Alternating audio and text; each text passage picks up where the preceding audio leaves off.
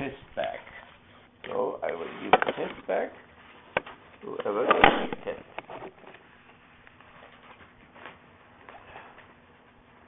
Let me see. Must be here. So here is one test. That is James Hattick. James, here, yes, there you are. Okay. And then we have another one. And that is. Oh, that you gave me that. Oh, just put it down there. Yeah, no. And then we have another one which came in there. That is Purdy. Simon Purdy. He's not here right now. Not here, so we put that down there too. So we don't have to talk about it. And then we have one more, and that is Autonomy. It's not here neither, right? Nope. So that we put it down there. Okay, that's all I got, right? And now I have yours, and we put that too down there. Very good. Together. Yeah, put them all together. Wonderful. Thank you for your papers, but we don't have to discuss them, right? Because our friends are not here yet. Very good. Okay, test number 2 will be on March 12, from March 12 to March 19. And then the last one will be maybe the first or second week of April. Will be the same thing. So those of you who gave me something, you chose the questions.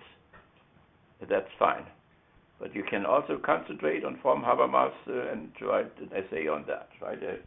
Leave that open to you. Then we have a last lecture on Pope Francis on Monday night, and everybody's invited there. Dustin is always there. David is always there. Everybody's invited.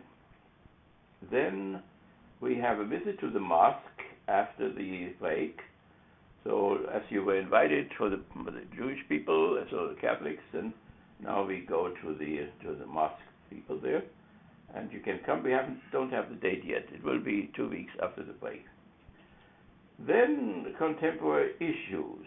Do we have any contemporary issues which have something to do with the critical theory, or that we can apply categories of the critical theory to it in terms of a time diagnosis or time prognosis?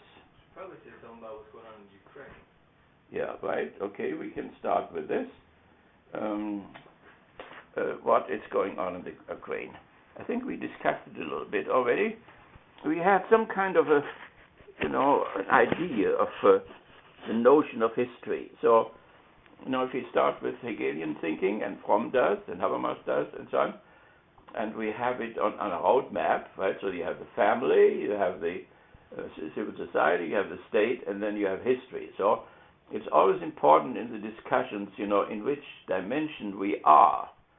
For instance, Habermas stopped history. That means he cut out the whole category of history. He somehow replaced it by evolution. The critical theorists in Frankfurt were upset by the whole thing.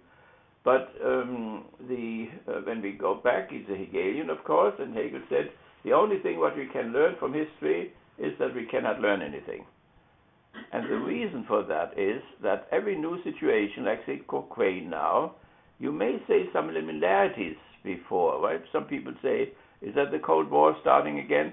So then they take an event which took place 60 years ago and think there's a similarity. Or are we now in the West in the same situation like the fall of Rome? And there are people who say this. But Hegel would say, and so does Habermas, obviously, that every situation is so new and it's so unsimilar to all the previous one that you cannot really learn anything from the past. That means also, if like Benjamin, for instance, would say, we remember the past and so on. Hegel would say that this remembrance is so pale against the actuality of the moment in which decisions have to be made that the memory does not help very much. So therefore, Habermas said maybe one reason that he went into those areas, and he reconstructed Hegel in terms of linguistics, that he went into those areas where one can learn something. So maybe in terms of private rights, in terms of personal morality, in terms of the family, one can learn something. Maybe even in civil society, maybe in the state, and so on. So where it becomes very difficult to learn something is the historical process. but it is also the most terrible type of dimension, because the states behave toward each other in a much more horrible and cruel way, and we can see this with the Ukraine, in a much more animal-like way than individuals do inside of the state, because there's the administration of justice. They are put into prison if they do something. Nobody puts the state into prison. So if you want to put Hitler into prison, you have to have a world war.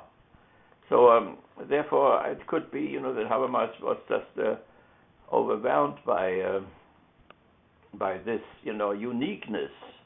Now, Fromm, not so much there. He would say, there was the kingdom of God, there was the kingdom of progress, and now we need the kingdom of being. So somehow we can learn from the others. That means we can supersede whatever was good in the kingdom of God of the Middle Ages. We should preserve this faith and so on. But whatever was good in the age of science and so on, we should preserve this. Then, the dialectical thinking really, which means to negate, but also to preserve and elevate and so on. In that case, there would be learning involved then. So that's something peculiar. And we want to look at some books there of Fromm today, and then we shift over more to Habermas and look at some books from him and Honeth and so on after the break. So, nevertheless, back to our crisis in the Ukraine there. Putin ordered troops to his border with Ukraine. That is important. Speculations, I have to translate here, on Yanukovych, which is where he is. Nobody knows. So the government, he moved out with his furniture, and he went to the airport to his private plane, and then they didn't let him go because he didn't have the papers to fly outside of the country, and so he went back again, and now they don't know where he is. He could be in a bunker close to the Russian border. He could also be on the sea. He has a yacht, and so he may swim around in the sea and may go to Turkey, for instance. That is a place which may take him. And he may also be in the desert. He has been seen in some of the Arabic states, but that's very unlikely. Nobody thinks that he's there. Where do you think he would most likely go? Because he was in the Crimea where he disappeared because they said he was trying to get to Sevastopol. Crimea was one of the things. Yeah, right. Sevastopol is the Russian harbor. Right. And other people, they have rebelled too today in the Crimea. The Russians, there are lots of Russians there. And they want to be with the homeland, with the Russians. So he may have gone there. That would be a likely place, or going to Russia itself, right? So that would be easy to go from the Crimea to Russian territory. But the yes, I mean the Crimea, they will take care of him. Right. The Russian population is so dense that he would be saved there. But there are others too, and they move back against each other today. So Russia would be the safest place to go. But the astonishing thing is that peace now, whatever the armistice, was established by the German and the French foreign minister, who flew to Kiev. And he was not deposed by them. Part of the treaty which they made was that he would stay in office, and then there would be another election and so on. So, but it seems that the mob on the street, on the Independence Place, and I was there 12 years ago, I stood there and they shouted and screamed and so on, that they demanded revenge because 70 people were killed from the side of the demonstrators. And so they want him to go to Den Haag, want to try him in the country. And so they want to take revenge on him, and that is probably why he went. But that is not part of the treaty. According to the treaty, he could be there. There are other things in Austria. I think a friend of his, they all put their capital outside of the country. You have to see, that's not a socialistic country anymore. It's a capitalistic country. So the governing people, they put their wealth somewhere else, in Switzerland and Austria and so on. So they have a lot of wealth in Austria. But when he goes to Austria, then he may be delivered to Den Haag, to the war criminal trial, which is the succession of the Nuremberg trial, of which we want to see maybe some scenes there. Okay, so that is Yanukovych. Yanukovych is the Russian name, of course. And then there we have the Ukraine. And the European Union wants to give money to the Ukraine. The Ukraine is part of the NATO. That is an interesting thing. It wants to be part of NATO, isn't it? Well, it's a part of NATO, yeah. And that is, of course, a threat, to Russia, because it's right in its flank. And Russia protested against it, but they did it anyway. So now the Europeans want to give them $19 billion. But something has happened. They have invited Russia to participate in that plan. Now that could be insult over insult. Now here we can sometimes at least take some comparisons from history. In 1945-46, the Marshall Plan was offered also to East Germany. And East Germany rejected it because it would be a way to make it capitalistic. And then it was offered to the Soviet Union too, and the Soviet Union also rejected it because it was a means, or that's what they thought, was a means to bring, make it into a liberal society again, to make a socialist society into a liberal society, a capitalistic, bourgeois society again, and so they rejected it then, and it probably must be expected that the Russians will reject that again. And so it looks so nice, right? So we want to be inclusive, we want to include, but what is left out is that they are already in the flank of Russia with the NATO, and that this, when they do this, and even when they say, it must be autonomous and so on and so on, if the Western influence, and we saw that in Kiev, the Lufthansa has built a whole airport there and another airport, and the airplanes are all Western, and so on and so on. If that increases, of course, Russia loses influence on this territory right in its flank. And so we have Russia, then we have Ukraine, and then we have the Russian fleet, and down there, so part of the Black Sea is under the control of the Russian fleet, and the Ukraine is right in between these two parts, and so therefore we'll see. So he has mobilized the troops, Putin, and they're all along the border, and he, of course, didn't say the truth neither. He said, we just have to try out if we can defend ourselves, and so have to make some maneuvers or whatever. Okay, so that is as far as the Ukraine is concerned, and it's still cooking there, and we don't know if we can go in November.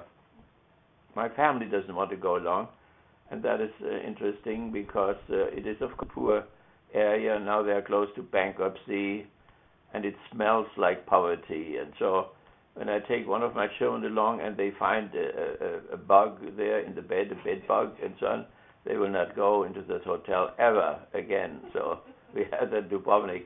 One of my sons found a bed bug in Hotel Lero, where I went for 20 years, and there's no way they would go into Lero again. Then the hotels there in the Ukraine, they look Stalinistic, so and they smell the rats there, so they will never go there again. And then there is a lack of civility.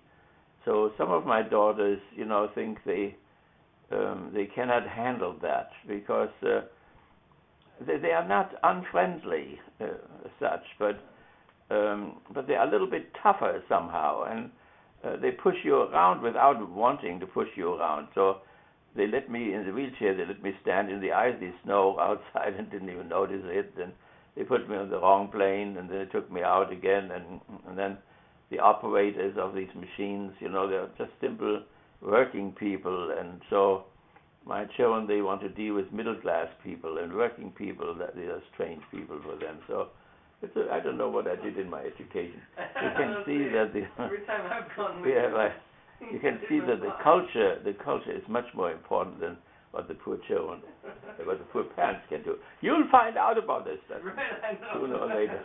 Yeah. Okay. So, nevertheless, what we want to go back now is, of course, our perspective, right? The critical theory, which comes from the idealist and historical idealism and historical materialism and so on. Marx himself never thought much of the Slavic world. He thought, they were so far backward that nothing could be done with them. But he was much friendlier toward the American world. He wrote in the New York Times and the Chicago paper and so on. Hegel and Goethe both thought that the Slavic world and the American world would go in the foreground, but their sympathy were all for the American world. The American Revolution had just taken place, 1776, and there was a new spirit, and they did practically what the French wanted to do and did only 20 years later. So there was a very friendly disposition toward the United States. But according to this, you have to jump over Habermas and so on, who doesn't have any philosophy of history anymore. But if we take the philosophy of history, which Horkheimer still had and Adorno still had, then they are now in the foreground. That means they are the leaders of the world historical process, like Egypt was once, like Babylon was once, like China was once, and so on. They all were at the front once, and they're the nations who are in front. They have a particular responsibility. They also have a higher right than the others, so they can spy on the others, like Merkel and the French and so on, because they are responsible for everybody, and the others have somehow the duty to help them. So all the German, the people there, the SS colonel who took us to the moon and so on, that was all stolen from Europe. But that is legitimate somehow, that the front runner inherits what the others have done. It's also possible that the front runner bombs the others into the Stone Age. That's a possibility too, and that has happened in Iraq, where we all come from. I mean, that is where Abraham was, and so on. So they destroy what is behind them. So there are two possibilities. They can learn from what is behind them, because I had this discussion today with Katja. And I told Katja, take Fromm's book there, Dogma of Christ, because that's what she wants to do. And I said, then you don't have to create all these categories, I mean, it took categories which we take today for granted, like being and cause and fact or whatever. They all have to be discovered, and it took 10,000 of years of the work of the human spirit to get all these things which we take for granted, these categories. And Katja said, well, I'm not below Fromm. I create my own categories. I said, you'll never be finished when you create your own categories. It's just not possible. We are standing on the shoulders of other people. And so now it's sometimes, I think Obama said that capitalists sometimes think, they did it all. Ford, I created this, and so on. In reality, of course, 70,000 workers created it, and he had something to do with it, but without them, he would have been absolutely nothing. So that's a little bit a strange type of a view of things. So this, according to that philosophy of history, it is important that those two, they can compete with each other, these two worlds, as long as they don't kill each other off. And some of that offer of the European Union may be serious, that they want to be rather inclusive as far as the Slavic world is concerned. They belong to the European world, the world which is disappearing. And so we mentioned that before. What do we do with the Ukraine? Ukraine should really be part of the Slavic world and not the European world. So, but they try with these $19 billion to pull it into the European world, which would be backward historically. So we don't know what the Russians have somehow diminished their support to the Ukraine, and I don't know exactly what that means. Maybe as a punishment for what they did to that president or whatever. So, nevertheless, we can see step by step, Hegel would have said, you can see providence at work from one speech act to the other of the anchor men, the tensions which rise, and to what extent people say, Putin's a dictator or what. In these words, the tensions are expressed, how these words relate themselves to each other. So, if you have, this philosophy of history, then one is not so lost, because every event is unique, but every event is a step in a certain direction, and the direction would be that these two worlds, are able to reconcile something. We are characterized by tremendous antagonisms, and one antagonism is that between personal autonomy and universal solidarity, and to get this together, to reconcile that would be the real ethical task of both of these words, and in this sense they could compete. So when we, don't have a minimum wage, or we don't cut the food stamps, or we don't give people, as we just cut all that recently, unemployment compensation, then we see, that we emphasize this issue of personal autonomy, personal freedom. People should work hard, industrious, and so they get up, and so on and so on. So that we see a tremendous lack of solidarity. The whole resistance against Obamacare shows that there is no solidarity there whatsoever. And the neoliberals are only preaching that. But it is much wider spread than they. They appeal to something which is part of our atomistic, individualistic culture, where we just don't get it, and so on. So that would be a sign that we are not progressing in this direction. On the other hand, when Putin, for instance, sets that singer free, or that tycoon, then he shows some openness, at least, for that principle of autonomy. So yes, you can unfold yourself, your initiative, you can create a business, and so on and so on, but there are limits to it now. You cannot take over the store like it is here, and so on. So you cannot monetize the whole system, and so there are limits to it. But so both will have to balance it.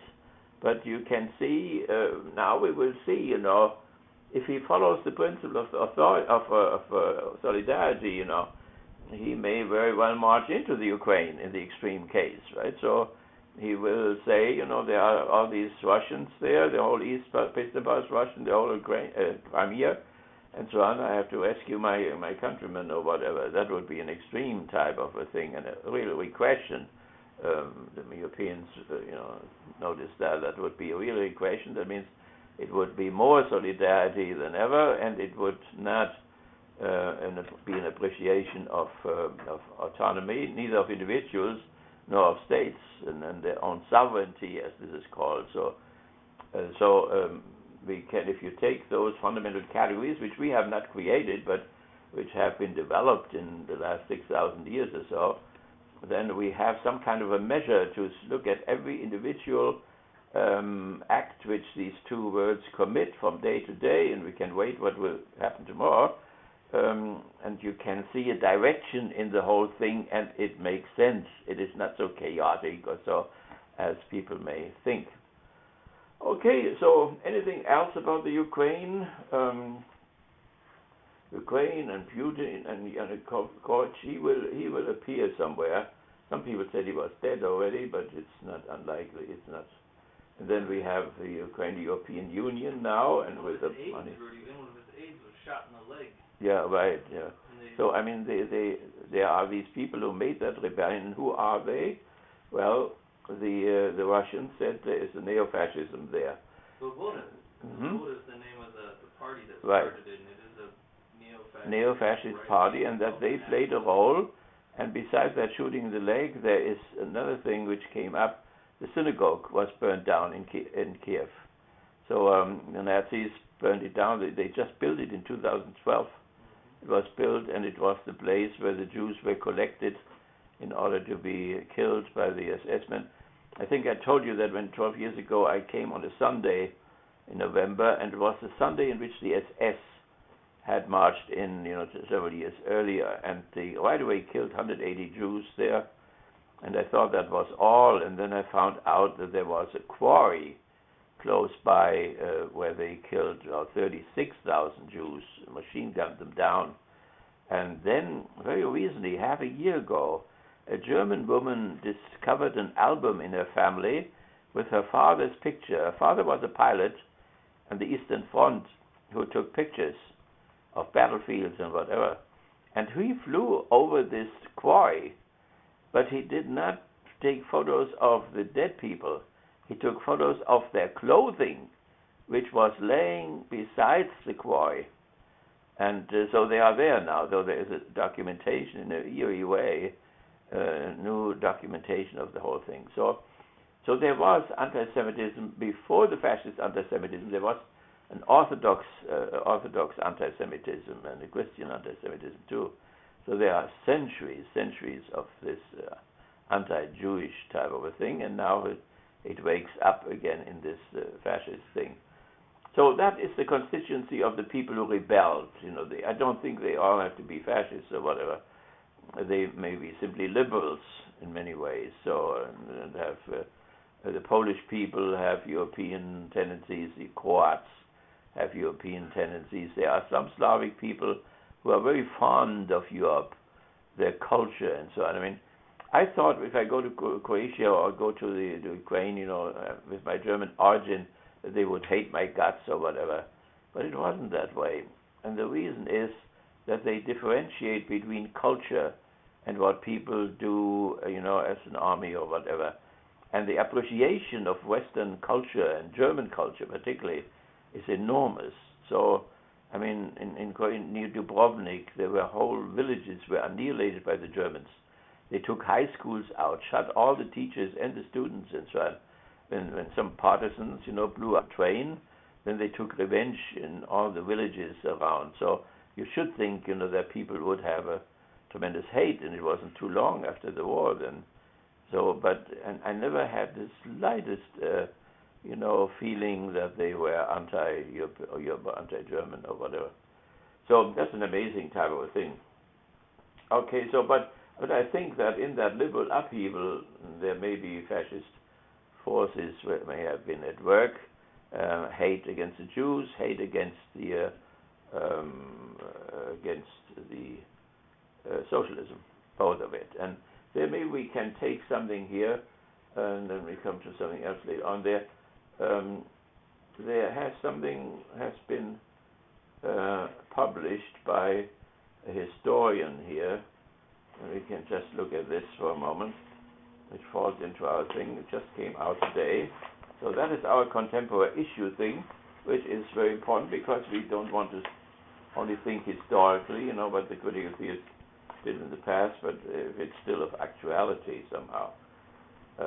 And there are prejudices. Katja thinks, Fromm is the only one people talk about. And so when you look over there, my library, you see that there are hundreds of books which are written about everybody, about Horkheimer and Adorno and Benjamin and all this. So I don't know why that is so that people are so uninformed or whatever it may be. I don't know. For the moment, I don't know. But nevertheless, there is a report here, and there's a scholar who looks at the whole Hitler thing. We had the Hitler movie the last time.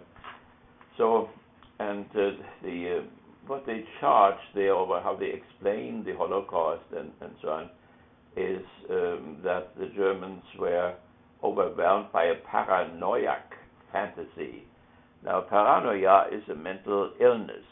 It is an illness where you think that you are persecuted all the time. So when I was a prisoner and I was sent home as an anti-Nazi, I was sent home, and there was one soldier in the group.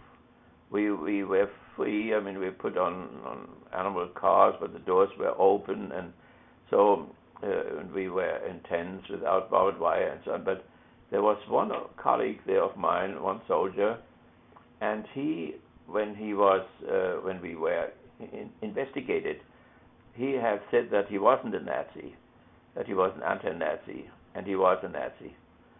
So he had lied. And this lie was somehow developed into a mental illness.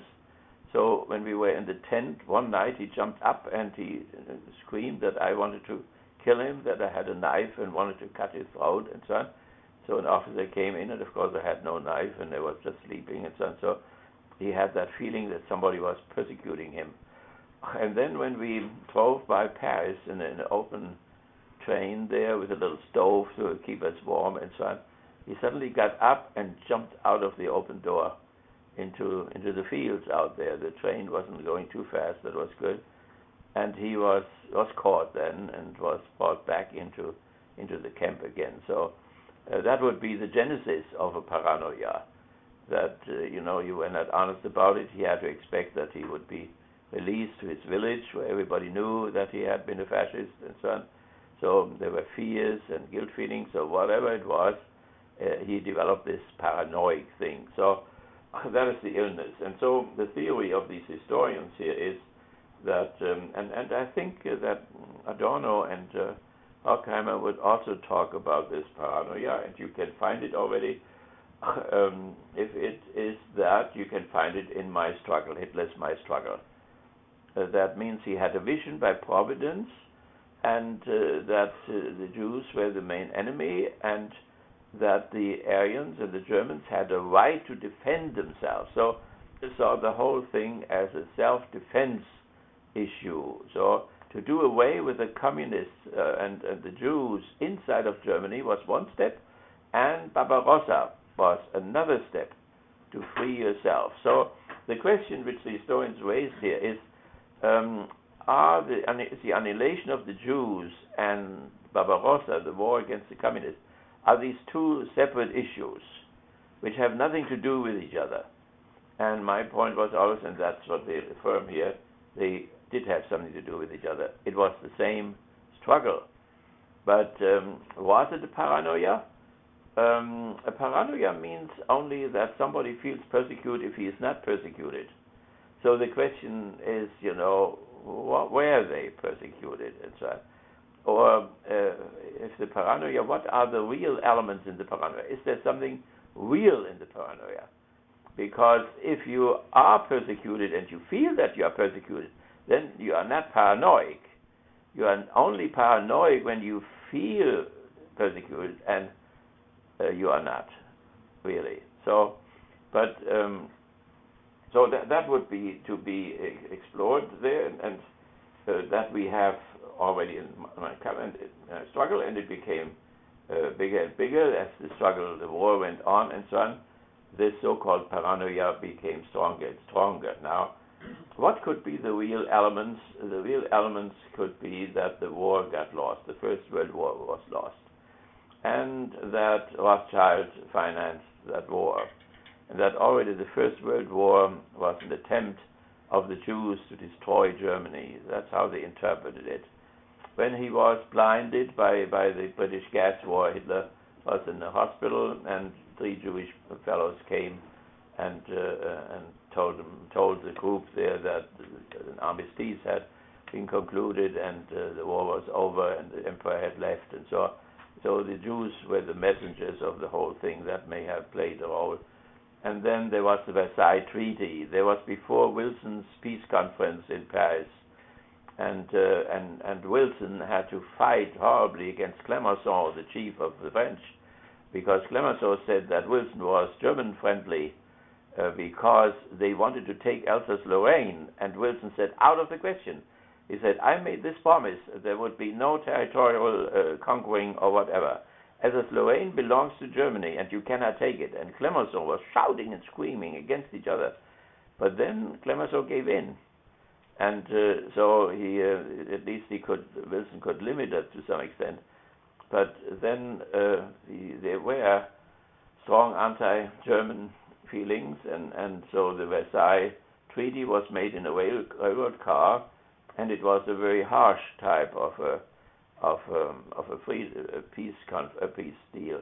And the Germans had dictated one in Russia, which was much more brutal even than the Versailles Treaty. But the Versailles Treaty was always the speaking point of Hitler. Every speech he started with that, and it was felt that it was very anti-German, and that it was driven by Jewish forces. Max Weber, by the way, was part of this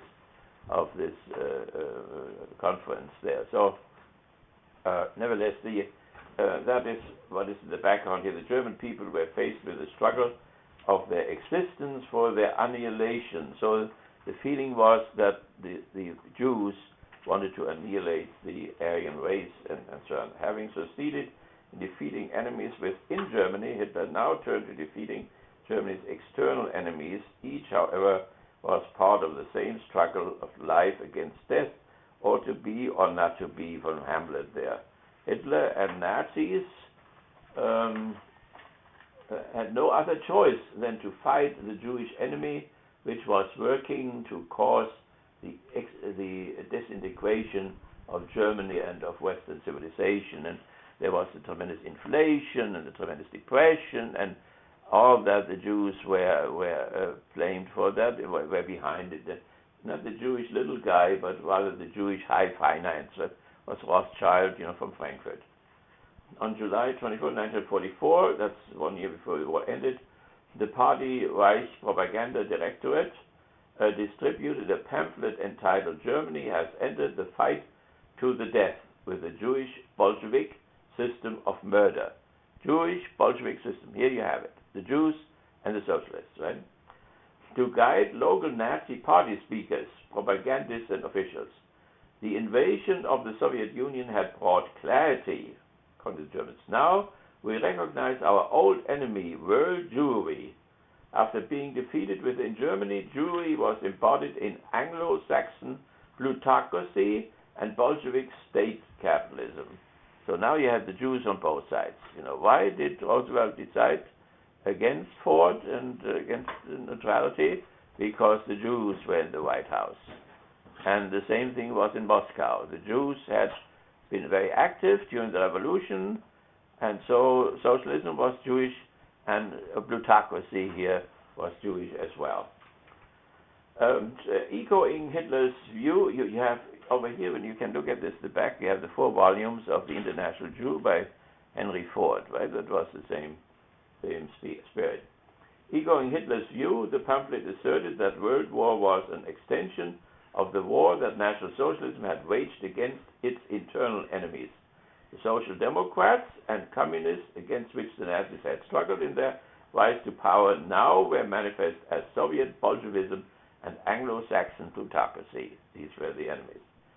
Each ruled by Jews who thought world domination. That is the thing of the Elders of Zion, the story, which you also have over there. It's a little red pamphlet which the Secret Service, Russian Secret Service, fabricated in Paris. Hitler and Ford knew from a Frankfurt newspaper and so on that it was a fraud, but they said it was done by a Jew anyway. It was a fraud, but it was a fraud done by a Jew. And that points out in detail how Jews want to take over power, how they want to take over the press, how they get into the Fed, like Weedsbon and so on, how they get into Wall Street, how they get in the newspapers, and so on and so on. So if you were a Nazi, you would look, when you look at television, wherever a Jew appears. And very often, when you have economic reports particularly, it's Jewish. But Americans are not trained. Americans are trained to differentiate between black and white, but not between Aryans and Semites. So, except when the Arabs come, suddenly they see that they are Semites. But with the Jews, they were somehow successful to neutralize, except in the law schools and in the medical schools. So we have both schools now on campus soon. We will have to be careful about this. Nazism grew out of a vast paranoid fantasy about Jewish destructiveness. Germany rose up to defend itself and Western civilization against the cosmic threat posed by Jews. The Holocaust was undertaken in order to exterminate the Jews. Similarly, Operation Barbarossa was undertaken as a war of extermination. Additionally, Germany had to fight against the United States and Great Britain because these nations too were controlled by the evil enemy world Jewry. Of course, none of this makes any sense at all. David Walker, the historian, without wishing to put too light a touch on things, says that National Socialists were weird. That's a very weak concept. Indeed, one would be justified in saying that Nazi beliefs about the Jews were nonsense. However, when one is possessed by paranoid fantasies and anxiety, reality goes by the board. The Nazis are against the Jews, but both the Holocaust and the Second World War was generated by the same paranoid delusion. So further exploration is, first of all, Frankfurt School First Generation. They were all Jews. They were hated in the Café Marx. They were born in Frankfurt. They were thrown out. The institute was confiscated. Horkheimer's home in the Taunus Mountains was taken as an SA. Headquarters was expropriated too.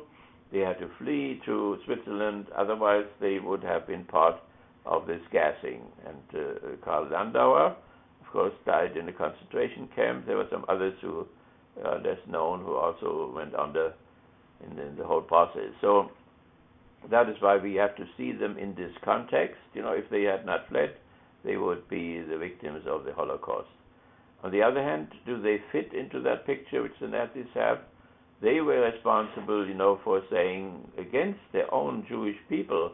Morgenthau was in the cabinet of Roosevelt, and he wanted to sterilize all the Germans and make Germany into an agricultural society, completely agricultural, no industry, and so on.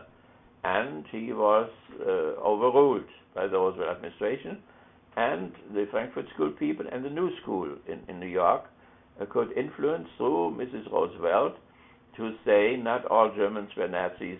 We want to awaken the old democratic thing maybe in Germany, or whatever was good in the Weimar Republic. We want to see there are a lot of people who were not Nazis and so on. And so they developed a re-education program for Germany and for the army here. 300,000 Germans were here, the Africa Corps, and I became part of it too, and 100,000 Italians. And so with the Germans, they made that re-education program, and they sent them back, 20,000 of them, to re-democratize Germany and to make the transition from a fascist state into a liberal state again, constitutional state. Okay. Is there an issue? I feel you can let that go. That you can look at it a little bit there. These people that argue that they was paranoia and all that stuff. Isn't there a sort of, aren't they missing a link in that they are sort of setting up Nazi anti-Semitism as something completely unique when the process of anti-Semitism in Europe has such a long history? I mean, right, I know there's I can't. He's in the documentary show, and he's a Jewish historian. He says really only the final solution is unique to Nazism. All the other things, the ghettoization, the master. Was all there before. All there before. It's not. Yeah. Okay. I mean, that is his thesis, of this historian, paranoia, and I think it was to some extent also in Horkheimer and Adorno and so on. So now, in order to look at this thesis or diminish it or whatever, one would have found such realistic elements and say, if he was paranoid, then the others must have been paranoid too.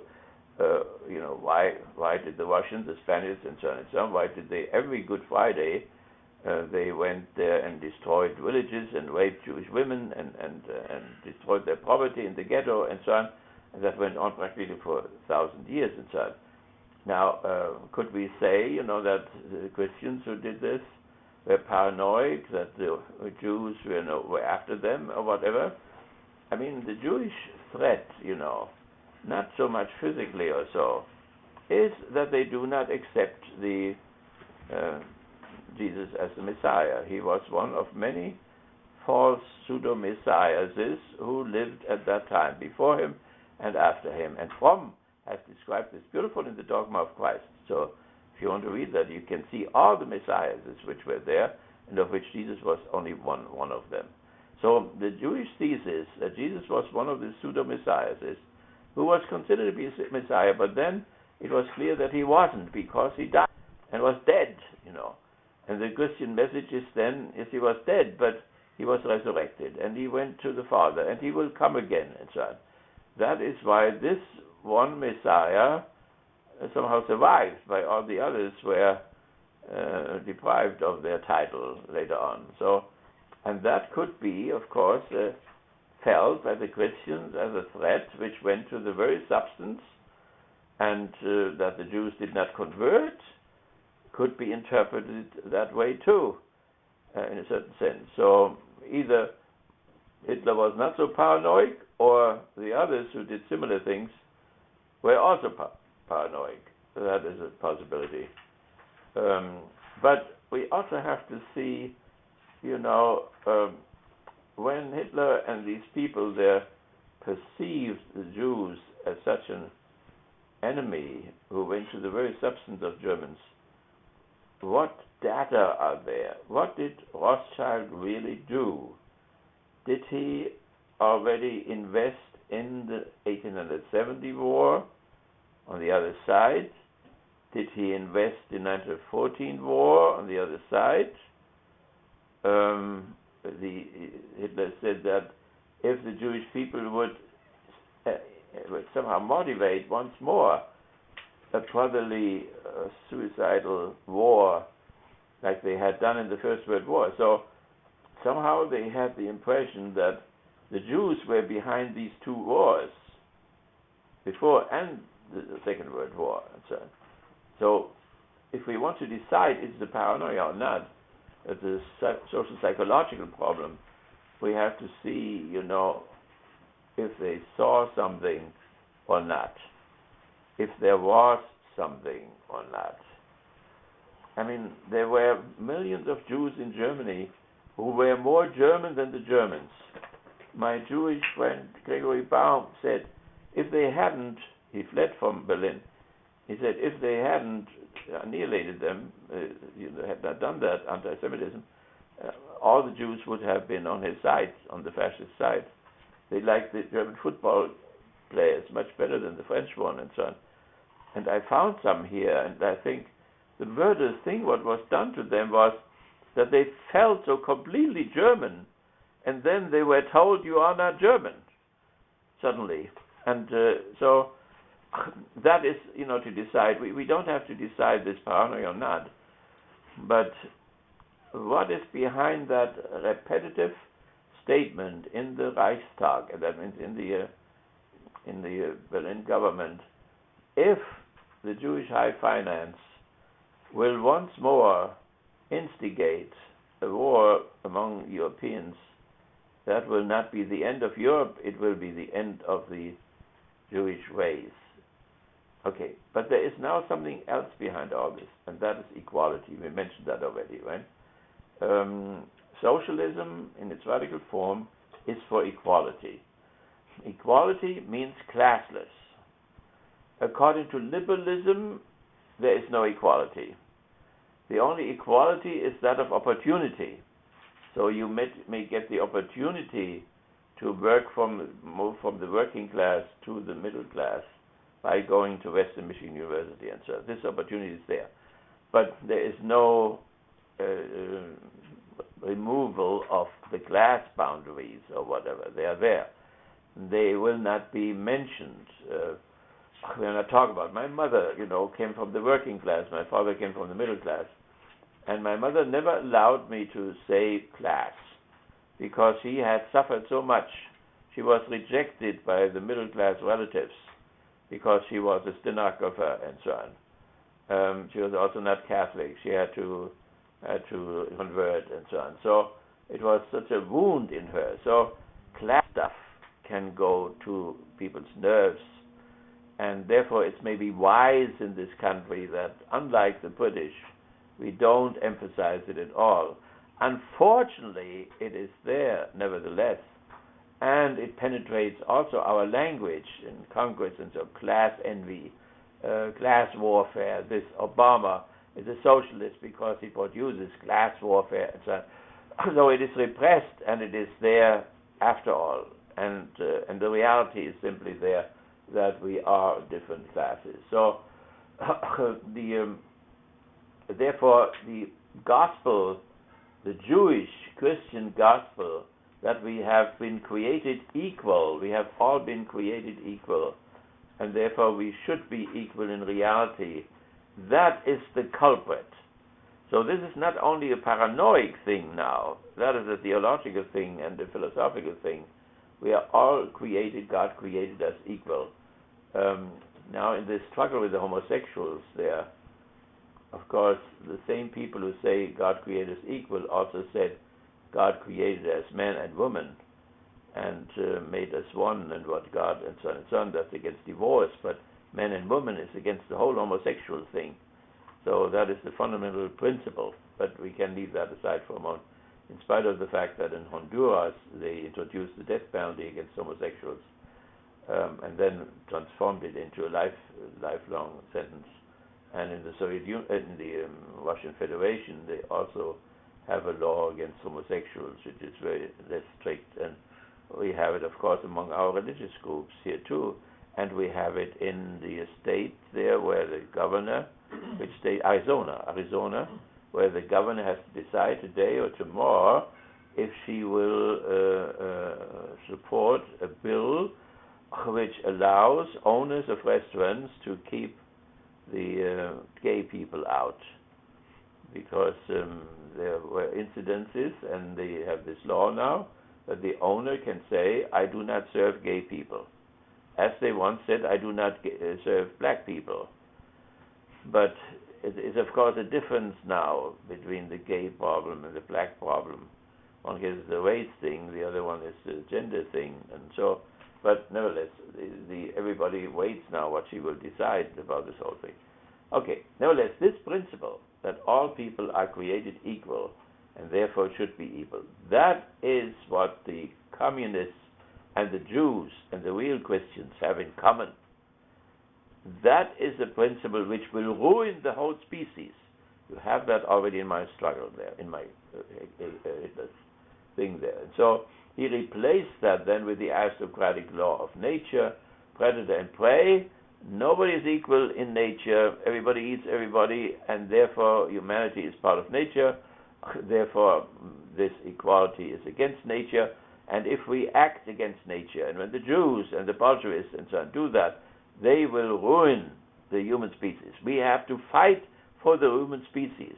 So it's not only that the Jews and the Christians that they destroy, capitalism or whatever, but they destroy the whole humanity. Not only the Aryans, they destroy everybody. So that's how serious the whole thing is now.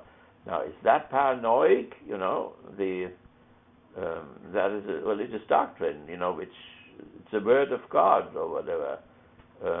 So one has to be a little bit careful with this whole thing. And the Jews and the Christians were the Bolsheviks, so Hitler said in the Volksschanze there, the Bolsheviks of the Roman Empire. They destroyed the Roman Empire. That's the proof. Now he fought against the Jews and the Bolsheviks and so on at the Eastern Front, and that was in order to rescue not only the Roman Empire but to rescue the whole human species. Now, is that part of a paranoid system? That we don't have to decide. But, if we, maybe it was not only paranoia now, because the Jewish people and the Christians and the Muslims, they all teach that we are fundamentally all equal. Now, then they made compromise. They all had slaves. They all had serfs and so on. So, in reality, they acted a little bit different. But ideally, that was the word of Allah. That was the word of Yahweh, that we were all equal. And seems to undermine the very fact that communists were having some certain amount of success in Germany, like Munich, the Republic or something. Right, Weimar Republic. Yeah. Right, and there was clearly, the majority of the communist leadership was Jewish. Yeah, right. Yeah. And so to say they're simply paranoid, which would mean that somehow they weren't being successful. They weren't undermining, say, bourgeois success in society or whatever. And they clearly were. And they had a certain benefactor in the Soviet Union that was working with them. Yeah. Were they paranoid or were they just on guard? Yeah, we cannot say, that the principle of equality is in itself a paranoid system. That means in reality we are all equal, but there are some people who think we are still unequal. They want to go against fascism, against capitalism, and so on and so on. But we are already equal, or whatever. That could be constructed, some kind of a paranoid system. But the reality is that there is this revelation, we are created that way, and then there is this reality, and there are the people who say, we must push the reality to the point of this ideal. So we should have a classless society. And I don't think that this could just be seen as a paranoid system or whatever, right? In one's head, in people's head. Because we would have to call a lot of things paranoid then, which we consider to be normal usually. Okay. Well, I just wanted to show you this thing. So it's coming up daily, these things, and it's amazing. So another thing which I put in here in the background. Here is a beautiful picture there. This is a Syrian refugee. It's from the Spiegel in Germany. And on one side you have the swastika, On the other side, you have two homosexuals holding hands. So the Spiegel was a little bit left-wing, sort of a thing there. There is also two homosexuals, and there is a heart right above them. So these refugees come, and that's a beautiful Syrian woman there.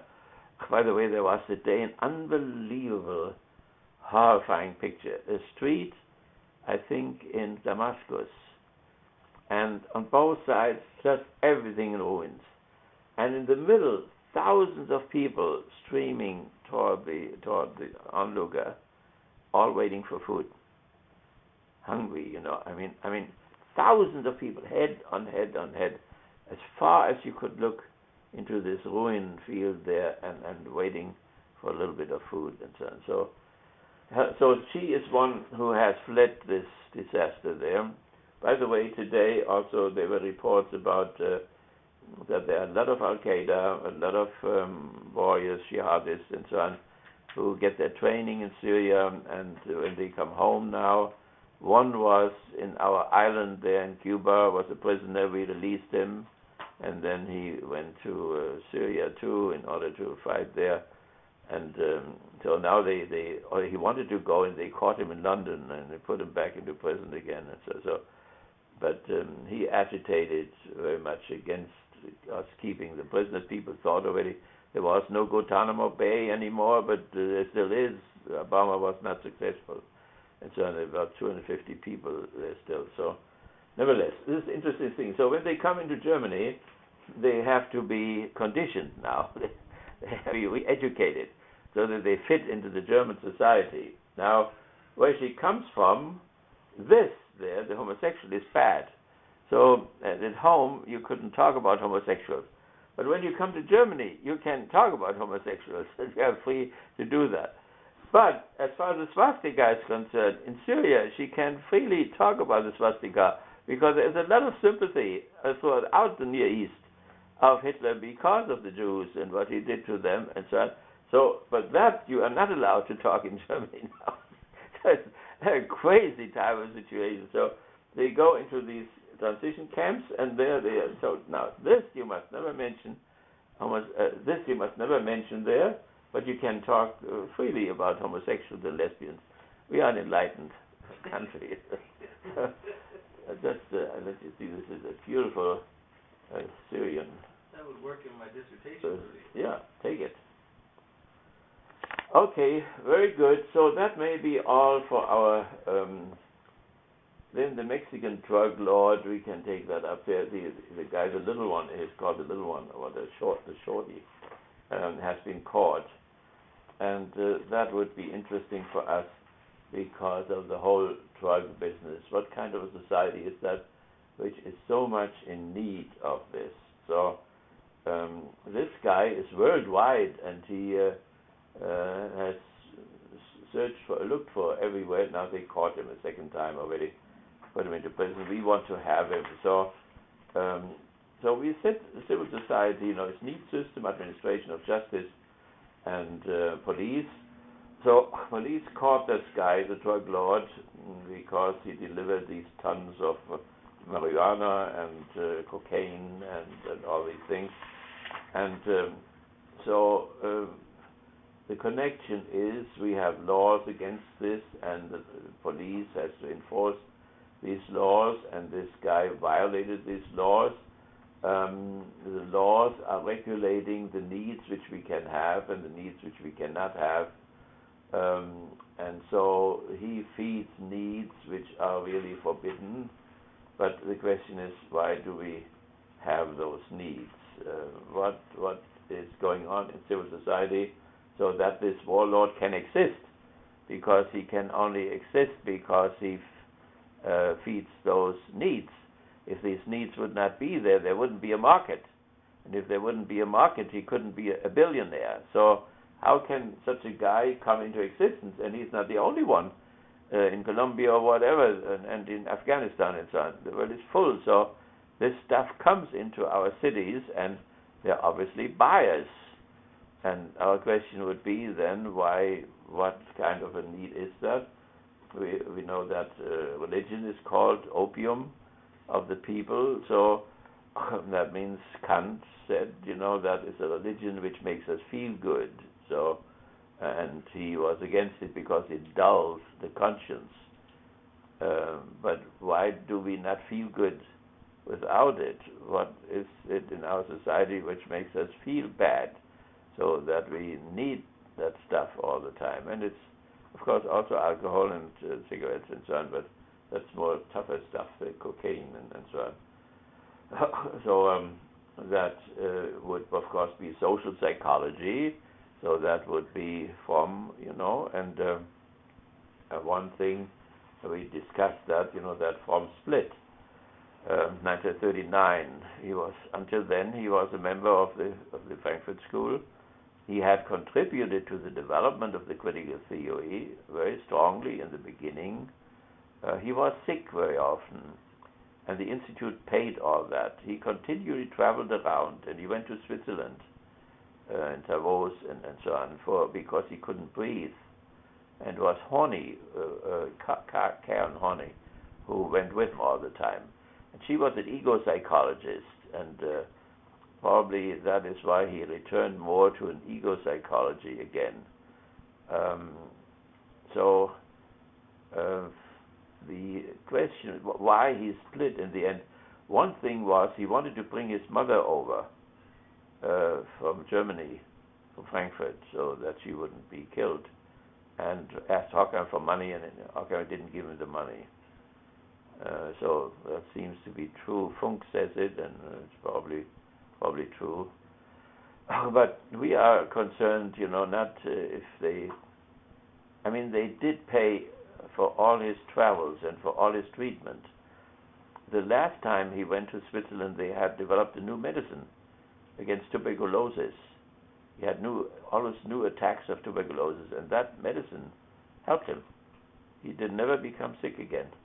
It's amazing. So the Institute paid for all of this, but then they didn't pay for his mother coming over. They, as you know, they got their money from Kurt Weill, who was a businessman in South America, and he gave them a few million, and they built that institute which the Allies bombed out again. But they took it with them to the States, and they invested in Wall Street. And there were, of course, all these crashes, and they lost a lot of money. So they were not exactly, rich that they could pay everything and so on. So maybe they were at a low.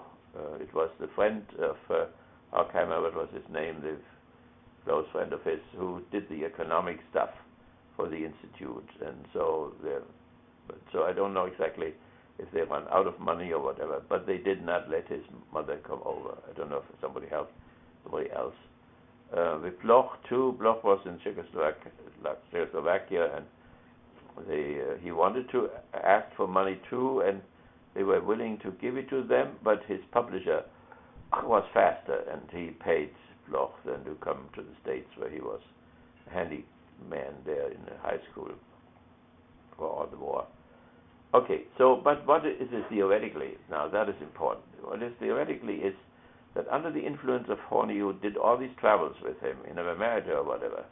He was divorced already from another psychoanalyst whom he married, and then later on married Mrs. Skurland. Mrs. Skurland is the one who took Benjamin to Port Boo and was there when he died, and took whatever he gave her to Adorno in America. Mrs. Skurland's husband was a member of the critical theory people in Columbia University. So, and afterwards she divorced her husband, and she then Fromm married her, and he married a third time, I think. So that is the background. So what is the theoretical background? It has something to do with a very complicated thing about our animality, the extent to which we belong to nature, and to what extent we are beyond nature. And Freud had this biological view of us, that we were fundamentally animals, and that means that we shared the instincts of the animals. and then analyzed people, the dreams, and so on, in terms of these animal forces. What Fromm did under the influence of his friend or whatever, or alone, and he wrote a little essay in 1933 or so, in which he made all that clear, and the Institute rejected it. And he also did this working class experiment there, the questionnaire for 15,000 or 18,000 or whatever workers. And that didn't go well neither with the Frankfurt School people. And that may have also been rooted in that controversy. So he revised the Freudian theory in those terms that he looked at the animal factors, so the animal instincts in us, hunger, sex, aggression, and so on. But then he did something which Freud did not to that extent, namely to emphasize the cultural factor in modifying these instincts so that the ego could get along in society. So that means you have a value, cultural value, for instance, profit motive. And so then this cultural element, this cultural factor, influences the instinctive factor and forms it and shapes it in certain forms, what you wish and need and so on. And that helps you to get along in a society which is dominated by profiteering capitalists, so that you will then not rebel against that, so that you will be conform. So it is a three-level thing. There is the biological level, and then there is the social level, society, there's the cultural level. It's dialectical. And it comes through in the work of Fromm, Marcuse, and Horkheimer on authority and family. Authority and family, the structure is culture, society, individual. But the individual in the family. Because it is in the family that the culture values are put into the superego and are then forming the instincts. So we do have these instincts, but they are shaped and formed in terms of impulses or needs. So Fromm calls it then instincts. He doesn't use that word instinct anymore. He uses the word needs or impulses. And they are a combination now of biological things, biological instincts, and cultural influences, which then help the ego to get along in the world around them. So if you have somebody who said, I will not work because whenever I work, I am exploited. There's a capitalist who makes profit from me. Walter's father said that all the time.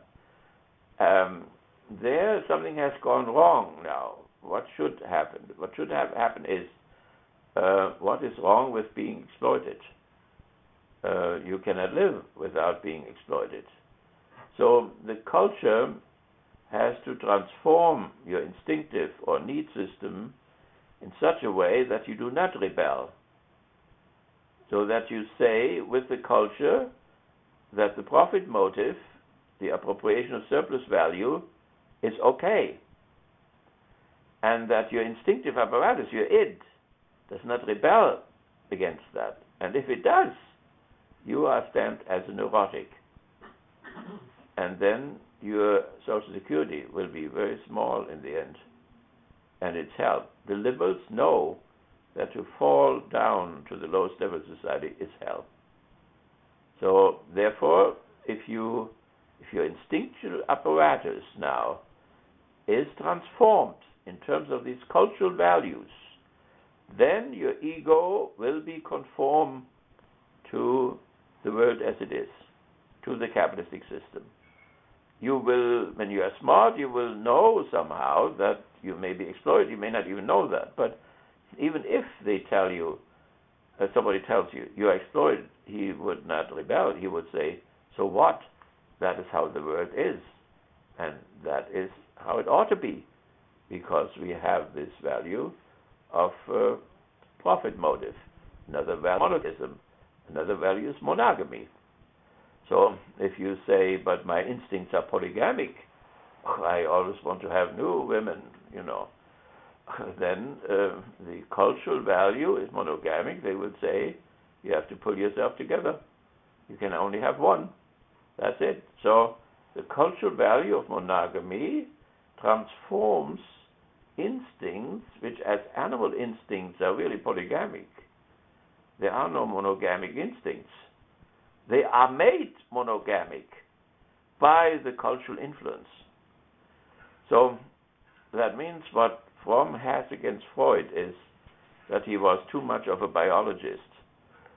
Now, of course, Freud saw the cultural influence too. He had the superego and so on.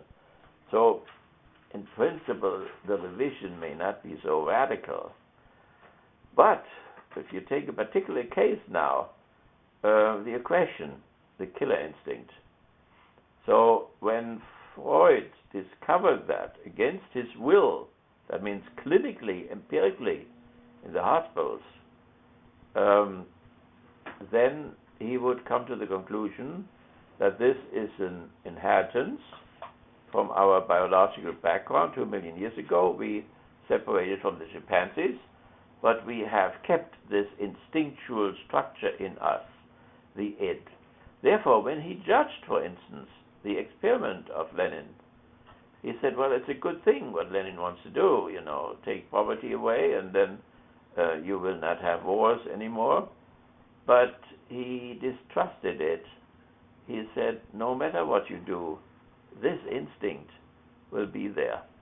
Our biology will not be changed by making a change in the culture or in the social structure by expropriating the expropriators and so on. So, in that sense, he never became a socialist or whatever. And you see what Marcuse and Fromm do then is saying, well, such an instinct does not exist really. We become wild and kill only when our libidinous desires are frustrated. When I love her and she says no there, and then I have to kill her. And so on. So that could not be done if you follow the biologism of Freud. So this biologism is there. You could say that Freud is more down to earth. He was a medical doctor. And he saw our animal organism. See, we're hungry, we need sex, and so on. It's simply there. It's a constant. And the cultural factor may bring about some modification, but in the end, it's hopeless. We will always remain these animals. And so then when this Nazi thing came, his friends were amazed that he took all that in Vienna. Anna was pulled before the Gestapo. That's when he then left to London. And his friend said, what do you say about it? Look what they are doing, what these Nazis doing. And he would just say, so what? What do you think? They're animals. Right? So, and there is a certain there's a certain pessimism. And that's why he said, and now we are in the camp of Schopenhauer again. Because Schopenhauer has that. Schopenhauer always wanted to study the natural sciences. He never got to it, really. But that's the same thing, What is this relationship between our organism, as an animal organism, and the genome, which we share? 98% of our genome is chimpanzee genome. So that is after Freud now. We didn't have the genome matrix at that time. So now we have it, right? We can prove it. So, how strong, is that cultural factor? And so far as Fromm thinks it's much powerful, then the biological thing is an idealist again. And this idealism is optimistic. And this optimism is attractive. We know of Schopenhauer from Frankfurt, right? He was in Berlin. He put his class at the same time of Hegel, and nobody came to him. People want to have optimism. They will not like pessimistic people. So that's something fundamental in us. So, is that clear now, this whole line of thought, right? So, you see that their thinking is really dialectical in the sense of culture, society, and family. The family takes the cultural value and puts them into the superego, so that then people act in a conformist way. There are three types of nonconformists. One is the neurotic or the psychotic. That means the transformation of the instinctual system, its civilization, did not work adequately. And so compulsively, with the same power of the biological instincts, he cannot do right. That is the ill person. The other one is the criminal. The criminal is happy that other people are saving money because otherwise he could not steal it. The criminal is not under compulsion. So there is this question now when somebody says to the judge, I've killed 6 prostitutes, Your Honor, kill me. If you let me go, I will kill more of them. That means he thinks that his id is so powerful that its ego has no choice. Then the judge will say, you have been created as a free human being, which is a myth, and therefore you are responsible. That means, he says psychoanalytically, your ego is free enough to reject the instincts in you or the irritations coming from outside through your eyes and so on. You are powerful enough in that. So that is a fundamental, almost 3 steps dialectic, like Hegel has it, right? So, and that is in that study there about Marcuse, Fromm, and Horkheimer on the family and authority. Because the authority in the family, the father particularly, is the one who takes the cultural values, democracy, monogamy, monotheism, profit motive, and puts it into the head of the children, so that then their ego can function in conformity.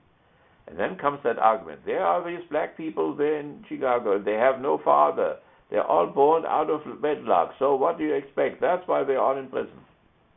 See, there is some in that idiotic prejudices. There is some knowledge in that. But then we have to go also beyond the critical theory, What if the authoritarian thing there, that the patriarchy, if that doesn't work, anymore? If something happens to this patriarchy and the father loses his patriarchal position as a priest, as an employer, as an educator, and just becomes the daddy, and he doesn't even sit there saying the prayers anymore on the table or whatever, and nobody really respects him. In the best case, he is a friend. In the best case, he can still pay for Western, and so on. For what? He's not the beneficiary, so the capital should really pay. So that is the whole question which has happened since Freud, that the patriarchy is seated, and therefore there is not this strong father who puts then these cultural values into that superego, so that it guides the ego and strengthens the ego in transforming habitually habits, that's virtue, through habits to transform the libido, that it doesn't wish what it ought not to wish, and transforms also the aggression so that it doesn't kill when it would like to kill. And all that killing, you can now apply this, what that means in this society, why all this killing happens every week, every 2 weeks. You can wait next week, there probably is time again that somebody goes in the store and kills somebody again. So these categories, that's what I meant today with Katya, these categories, it takes, unbelievable work of decades and centuries to get through those categories, and therefore nobody can do all that by himself. He will never finish. Okay, is there any question about this now? About the drug lord got us there, right? So we want to take a break.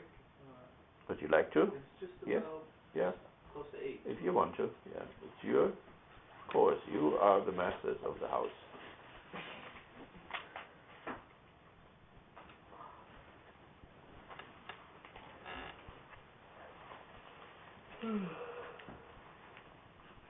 Are you following the stuff going on in Venezuela at all? Yeah, right. That is also a confusing thing, right?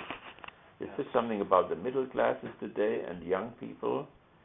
I think Chavez was the guy, and his successor took over, right? Yeah, Chavez died. Yeah, Chavez died, and now his successor is not so successful, right? Yeah, Maduro. Yeah. Maybe he doesn't have the charisma. Well, there's always been issues. I mean, Venezuela's always been a hotspot, especially for, Bush wanted to overthrow. Oh, yeah, right. In the early 2000s. Fine. Well, there's a lot of CIA activities, probably. He is with Fidel. Yeah.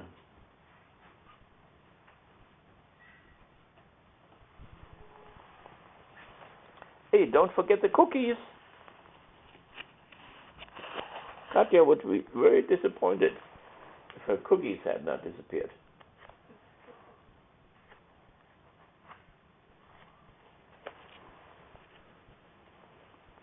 Rudy, I sent you over an email this evening, before it came. Okay. And it was Benedict. Oh, what I want to ask you, can we buy that? Can you buy that DVD? I didn't see the beginning. Oh, last night? Yeah. Yeah, I can That's buy very it. good. Let's buy it for both of us. Okay. It's a DVD. Yep. Now, what did they say why Benedict came too late? Why Benedict resigned? Because of that report. Report about homosexuals. Mm-hmm. And all the sex scandals that were going on in the Vatican. In the Vatican, and also the stuff that was going on with the kids.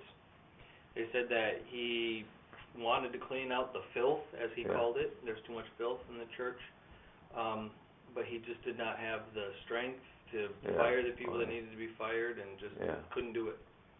Okay. And so he, resigned himself basically to say, I am not the one to do this. I can't do it. And they're all my friends. They're my buddies. Well, and that was part of the issue, was even his number 2 guy was one of the most corrupt ones, the foreign secretary, I think it was, something like that. Secretary of State. Yeah, and when people came to him and said, look, he's got to go, he just was not going to do it. He didn't have the strength to do it. Yeah. But it sounded like he really was after these guys who were really, messing around with the children and whatnot before he became Pope. Yeah, right. He was the Inquisitor, so as such he would be responsible for that thing. It all came to him, so they had to report to him this whole thing. Yep. But he himself did a strange thing, with a priest down here in one of the states. He was 30 years old, the priest, and the bishop said, he did this with the children, and I have to defrock him. And then Ratzinger said, he's only 30, have mercy with him. Just try it again, and so he re-employed him again, and it happened again. Then the bishop said, that's the end of it now. I cannot hold him any longer. Right. And then this guy, the priest, married, and in the marriage he again abused children. Right. Then he was put into prison for years. Yep. And then he wasn't married anymore. And then there was that other one, I don't remember his name, but it was the founder of the Legionnaires. Yeah, right. Yeah, that's a famous case. Yeah. Who abused all those children. He has been children. canonized even, right? Yeah, abused his own children. Yeah. And then because Pope John Paul II said such nice things about him, Ratzinger couldn't really do anything, even though he got all the reports. It looked like hundreds of kids that were abused by him. He couldn't do anything. I mean, this is, that's somewhat believable, so that they said it was old age, but, other popes have gone on to 100, so there must be something else in old age, which makes it particularly difficult, and that may be one reason. But mine is still another one, and that is that in the council, the scholastic model collapsed, Thomas Aquinas. Right. That he was the specialist for the church fathers. And the fathers model and that they hoped that this church father model could then maybe fill the empty space. And then he did this, and in spite of the fact that the church fathers had been Enlighteners, they were all Hellenistic, Hellenism, Enlightenment people. In the name of them, he made this outright attack on modernity, which that's why he said maybe the Inquisition was right after all against Galileo, and they didn't let him come in, so he just undid that little progress which had been made toward the modern world, he pulled that back again, and I think that broke his neck. But together with the other things. Well, I didn't know about the scandals with the bank, the Vatican Bank. Yeah, one hanged himself on the bridge in London. Yeah. And there's a mafia influence, that must be part of it too. And that's what that one guy said, that, Francis is doing so many changes and wants to modify the bank, change the bank, and not if the mafia will have anything to do with it. Yeah. And it's a dangerous thing. Really? You're messing with their money. A nun, down the church last Sunday, she said, I hope they will not pop him off. Right, exactly. Pop him off. Yeah. Well, but it's a very sad story, the whole thing, but because the whole thing is the Mussolini arrangement, So that means the papacy supported Mussolini, and then came all the other support Hitler and so on. And then Mussolini established that church state, and the bank was part of it. But the bank was under Italian law, so they have to live up to the standards of Italian banking system, and they were never able to do that. Yeah. And when they get from one scandal to the other, this one guy hanged himself. I don't know what the others did. It's not the only scandal. No. Yeah. Well, it looks like the Roman Curia is pretty, how does one say, just corrupt to the core. Yeah, right. So. And it does take someone with, if Francis can do something about it, if he has the Constitution to really change it, we'll see. Time will tell. But he also knows that it's short, it's also in the 70s already. So they can always, nobody pops him off, then he will go by natural reasons. Right. It's such a sad thing, when I sent you this thing about Malcolm X, all these good people which have been assassinated. Good people in the sense of liberals, wanted to make some progressive stuff, they all be popped off. Yep. Okay, can we go on? Can you maybe help me to get those books there? So I'll let them go through that you can see them too. That's the last time that you will see them. Just one after the other. Whoever sits there can do it. So this one here, that was our... What is it? Is that the new one? What did I say? What was our next reading? Hegel's Philosophy of History. That is the new one, right? The new reading. Right? Is that true? I think it's true. Why not? Okay, so that would be the reading. So let me say something shortly about this. I wrote about Hegel's philosophy of the family, and I was the first one after his death who did that. And then a Belgian guy in the 80s followed that up. So that's some kind of little unique type of a thing. I gave a talk in Rotterdam to the Hegel Society, International Hegel Society, and there I reported on this, and they were very happy that I did this, and they celebrated it. So very simple. Let me follow. We know who Hegel is to some extent, right? So he's one of the great idealists, the last one. Kant is the first one. So Kant, Fichte, Schelling, Hegel. And the Frankfurt School people are depending on all of them. They learned also from Fichte, learned a lot of Schelling. Habermas is a Schelling guy. Bloch is a Schelling guy. And Tillich, who was very close to them, Paul Tillich, the theologian, he was also a Schelling guy.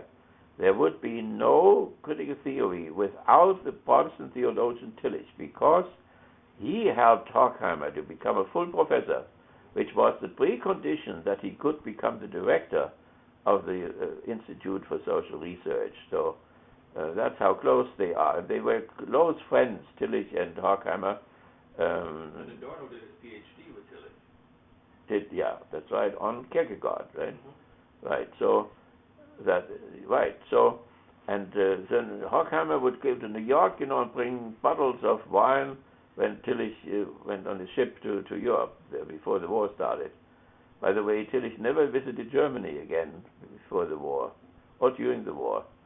Only after the war he went back and went to the Institute in Frankfurt and gave a speech and so on. So, but Tillich was the theologian, and they thought he was the end of theology.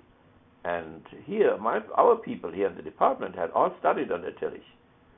And then Mrs. Tillich, the second wife of Tillich, she told them all here, theology is dead. Go into art. or go into the science of religion. That's what they did. So we have a direct connection. And he was here, Tillich, and Connie Lowe was his student, and they walked here through the area. And then Tillich asked, what will remain of me? And Connie said, absolutely nothing. He said, why? Connie said, because Americans cannot think systematically. And so if it is Hegel or Tillich, they cannot think systematically. They lose it in the middle. So therefore, but that was not the only reason. The main reason was that Tillich was on the left. And the country was not on the left. It was never on the left. So when Tillich came here, the seminary there in the East Coast, what is it, whatever the name is? Union Theological, yeah. They paid his salary. They cut their own salaries in order to pay Tillich's salary. And so Tillich did not want to hurt his friends. And so he could not introduce himself with the Socialist Decision. That was his best book, which was written in Sils Marie, where Nietzsche wrote, and thus spoke Zarathustra. Beautiful place. I went there with Karen and another friend there. So this, he forgot about this. So he repressed in such a way that not even Connie Lowe knew it, nor did Tom Lawson or anybody knew about this. The same way that as they didn't know that the Eliade was a fascist. When I told them this, they didn't believe a word. Then Eliade came, and I asked him, I said, where do you stand? On the Hegelian right, Hegelian left? I said, of course on the right. He said, further on the right, farther on the right. He was a wonderful guy, by the way. I mean, civilized, wonderful teacher, novelist, and so on. So I hope that you got out of our discourse here that we are not looking down on anybody, right? Not the socialists, not the liberals, and not even the fascists. So he belonged to the Iron Guard, which in Romania, which killed thousands of Jews, and so on. So, but he traveled to Chicago, and there's this American melting pot, and they put him even together into the same seminar with Tillich. So that is just the American way, you know. They would have brought Heidegger over here too if he had what would have come. So, nevertheless, that is this Hegelian influence, but also his friend Schelling. Now, when Schelling became more positivistic, then the friendship didn't last so much. But Schelling survived Hegel, and he took his chair for 10 years in Berlin. Then he became a positivist, really. And then one of his students was Müller, and Müller became the father of the science of religion. And his theory was that religion was a perversion of language. So it was really positivistic in the sense studying what is the case and so on. So that is the connection, and you know who we are. You know what our department was.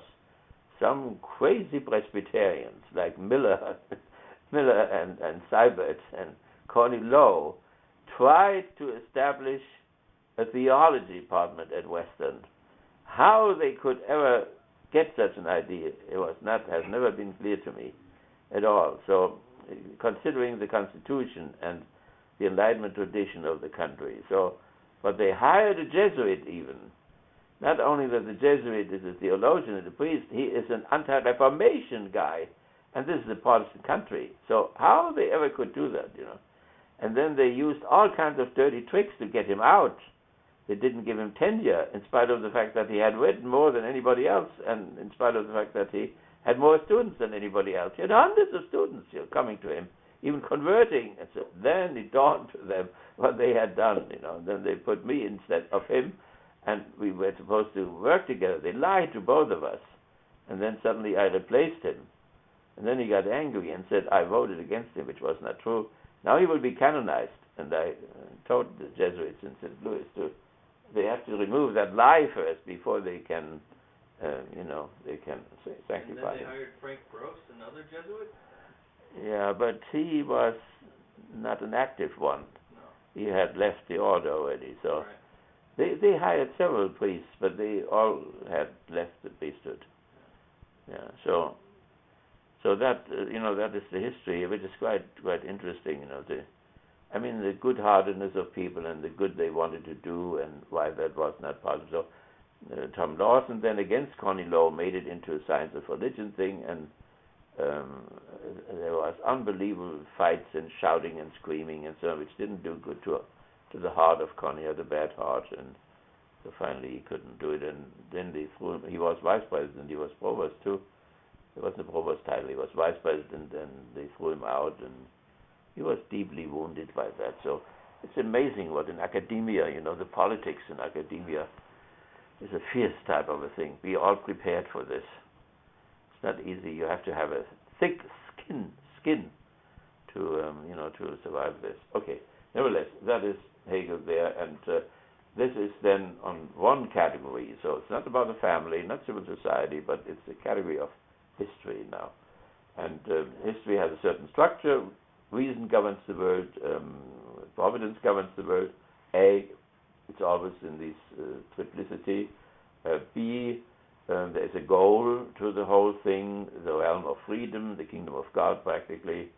Under B, then there is A, man's freedom nature. Man has this potential to be free, but this potential has to be realized, and it's realized by the agents of change. Then comes the great man theory, which Hegel had, and then others too, British people, and Tolstoy argued against it. So, but he thought that they were great men, but these great men don't know exactly what they are doing, and they are expressing what everybody wants to do anyway. So they are not so independent as one may think. But he saw a great man, Napoleon.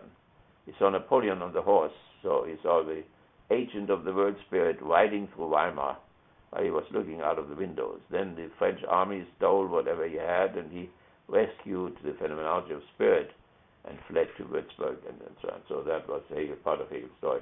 The same town where he produced his illegitimate son, whom he then forgot. The philosophers forget this. So then his mother came. She was still married at that time. The husband was sick. He owned the house where Hegel lived, and so he went out with his wife and forgot it. But when he married, years later, then she came and brought the little boy and delivered him to him. And his wife was very surprised. And but they took him in, and they raised him together with Hegel's 3 other children. He had a daughter who died, the first child, and then the guy, when he was 18 years old, he wanted to study medicine, and Hegel thought he was not able to. And so he put him into a store, to become a storekeeper or whatever, and it was against the boy's whole nature, and he rebelled, and he stole something, 10 cents or whatever. So the father, in his morality, was upset and bought him an officer's patent in the Dutch army, colonial army in Indonesia, in Jakarta. And that is where he went there, and he complained later on that his father didn't even leave the watch to him. So it was a black thing there in the family, and he died in the same year when Hegel died in 1831 from a fever over in Jakarta. A very tragic thing. Of course, a Protestant cannot go to confession, so he had to make it up with his creator by himself, but it was a burden in him for the rest of his life. So that little details, which are important, too. So, nevertheless, there is this freedom nature, and that has to be realized. So, the Stoics would say you can be free even as a slave, or you can be free in a concentration camp, or you can be free on the north side, and so on. Abstractly, you can be free, but this freedom has to be realized. You have to put your will into property. You have to put your will into a marriage, into business, and so on. It has to be objectivated. Otherwise, it's only subjective, and as such, it isn't there at all. You have sometimes students who cannot make a decision for a girlfriend or for a discipline or whatever, because some people have the feeling, if I make a decision for one girlfriend or for one discipline, sociology or whatever, then I'm not free anymore, because I cannot have all the others. But in reality, it is only by making this particular decision that your freedom becomes actual and real and so on. So that's an educational type of a thing. Okay, so then, of course, these agents of change, they then transform. They transform the family system, society, religion, art, everything is transformed by them, as Napoleon really did. He was an unbelievable transformer. He created a code, which is in New Orleans. It's still in action there, so he was much more creative than Hitler was. And then C is then the stages of development. One free, few are free, all are free. All are free is utopian. It's a utopian Christian or Judeo-Christian or Abrahamic community idea that all people are free and should become free, but there is no place where they are free. Now, Hegel thought that in the European nations this freedom of all had really started. That may be ideological, or we have to be careful. With us, the free world today, and that's all taken from Hegel, the free world means really that we have transformed a utopia, the freedom of all. That means no alienation whatsoever, because freedom means the absence of alienation. Freedom means to come home to oneself in solidarity with the others. And the God is free. He goes outside of himself, what Thomas Aquinas had called exodus, goes outside of himself in creation, in the incarnation, and then reditus, Thomas calls that, comes back to himself again. Then the God is absolutely free. And man also going outside of himself into the world and into God and returns to himself and therefore is free. So that is the notion of freedom which is behind this. But that freedom is realized only in stages. So one is free means the king in Africa or in Asia or the emperor of Persia or so. And then the Greeks had created the freedom of the few. When Kennedy said, we want to be like the Greeks, he did not know exactly what the Greeks were. These were 4,000 free people in Athens with 100,000 slaves. These 100,000 slaves were considered to be slaves by nature, in spite of the fact that they were prisoners of war. So they're slaves by nature, so they had no bad conscience about it. The 4,000, they did communicative action, praxis. The slaves did the work with their hands, instrumental rationality.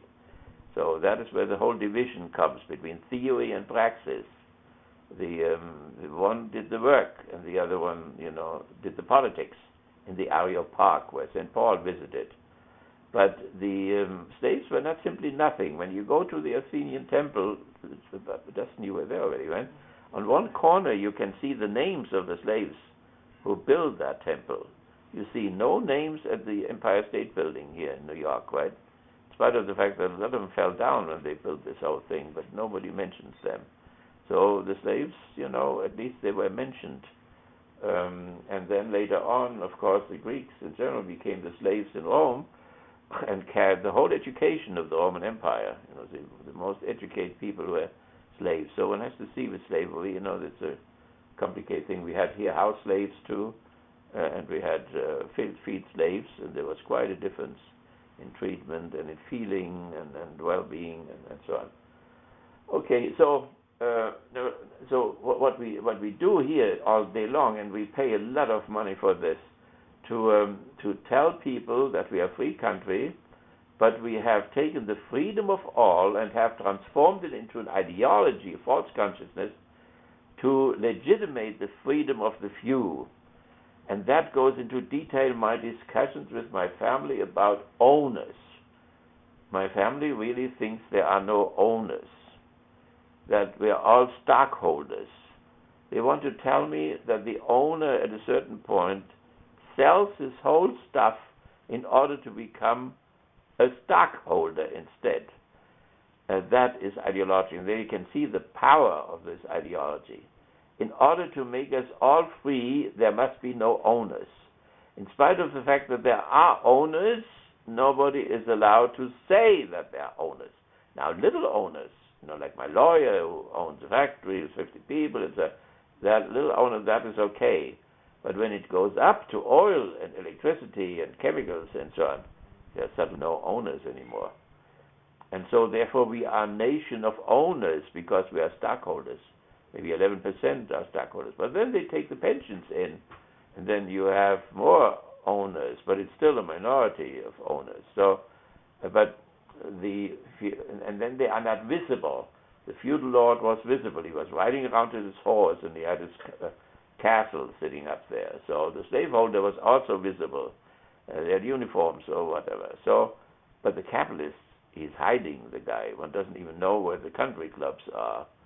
Like the Upjohn woman there, whose name is on the buildings there. She was going around in tennis shoes in the Volkswagen. You cannot see where they are. So very often they're anonymous. They gave $100 million. What was it? $100 million for the medical school, and nobody knows who the hell it is, and so on. So they want to remain hidden because they know people could get angry against the 1%. And when they get angry against the 1%, then you see how the press is doing, mitigating things and say, well, let's not talk about this anymore. Let's talk about something else and so on. So that is the problem, in order to bring about changes. But we don't have to do it, but as long as we know what we are doing, that not all are free. This is not true.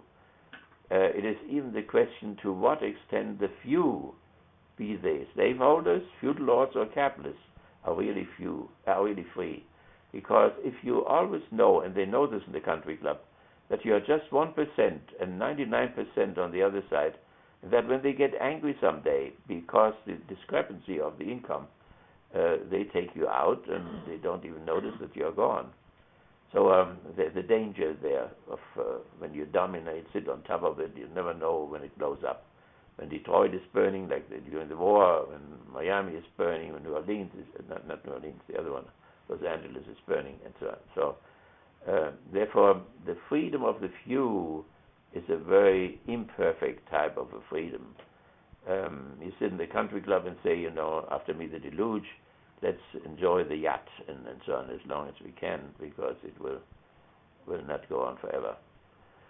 Okay, so that is the structure of this whole thing, this whole book, and the chapters are called. The first chapter is about right and left. And people say, let's talk about it. Well, there is a right and a left. So with us, it's relatively simple. Every night, all day long, the right is the neoconservatives, neoliberals. The left is the Roosevelt liberals. Roosevelt, and first Roosevelt, second Roosevelt. And also you can go to Lloyd George in England and so on. They all introduced social legislation, health care, and so on and so on. The reason was not that they loved the workers or being merciful or whatever. The reason was that the depression, which was the inventory going to the ceiling, the cars, for instance, and then you could not sell anything anymore. When you could not sell, you had to stop production. Then these people were out of work for 12 years. Then they starved to death. When you came out of the depression and the inventory was down, then half of them had died. When the workforce was down that way, then it was very expensive now. The less workers, the more expensive they are. Price of labor went up. So then also you didn't have enough colonial forces, soldiers, because you have to have cheaper and cheaper labor and resources, and you have to go to the colonies. So you have a colonial army spreading all over the place. For the First World War was 500,000, and now it's more. They want to bring it down to 450,000 again. They think it's enough to control the colonies, which is Central America and the Philippines, and other places. So that is why the social legislation, like health insurance and so on, that is not a giveaway, or that the capitalist suddenly becomes merciful or whatever. It's business. The workforce has to be down to, let's see, 5%, because you have to have a reserve army, that's called. That means you need a workers' reserve army, which puts pressures on the wage system, so that when somebody comes and says, I will not go to take that job for $20 or whatever, and says, oh, he whistles, and the others are standing in line already. So you need that in order to put pressure continually on the wage system and so on. Reserve army. 6.5%, what we have now, is too high. So they will go down to 5% if possible, 4.5% would still be okay as a reserve army, would be sufficient. And then, of course, Malthusianism, the workers should only have 2 children, everybody should replace himself. It was not possible in the 60s when the ruling class put $10 million into the pill production, and they put the whole working class on the pill. Now they have the zero population, and they reproduce exactly. I did. I had 7 children, now I have 14 grandchildren. It's mathematically precise. And each of them made another decision. One didn't marry at all, the other one had just 1 child, the other one had 3 children, and so on. So it doesn't matter what they do. They come up with 14. And so it is all over the place. When you see what your grandfather had, great-grandfather, how many children he had, that was before the pill. Look, whatever had, and look today also what the Catholics have and what the Jews have, and so on. And you'll see they all follow the economic pressure, and nobody follows the teaching of their religious communities. First mitzvot, multiply, and so on. They stop multiplying after they have one. So this, that's not a... one can learn from Freud and from Fromm and so on that when you look at the whole realistically at the human species, it's just pitiful. But that you at the same time, recognize the greatness and the beauty and so on. That is very important, because there are misanthropic people who hate us. I mean, they hate themselves and the whole human species. But in reality, it is. It looks sometimes pitiful, but it is also unbelievable greatness that these organisms are running around there on this miserable globe there, somewhere in the icy coldness and so on, and make it, and produce those apparatuses and so on. It's just an unbelievable achievement, and I don't know if there's anything like this. They think there must be because of these billions of moons or whatever, and it may be, but it's an amazing thing. So, but Freud saw, the death drive and the libido, and they crawl around like chimpanzees and so on. But on the other side, there is also this greatness and this dignity, and to hold that together is something Jewish in a certain sense.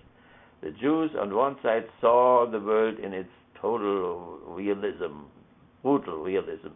At the same time, they held on to the idea. And to keep those 2 things together, and in Christianity that's even pushed to the extreme, to hold that together, that is an amazing type of an accomplishment. Okay, so that between right and left, right, that's the first chapter, and just read as far as you come.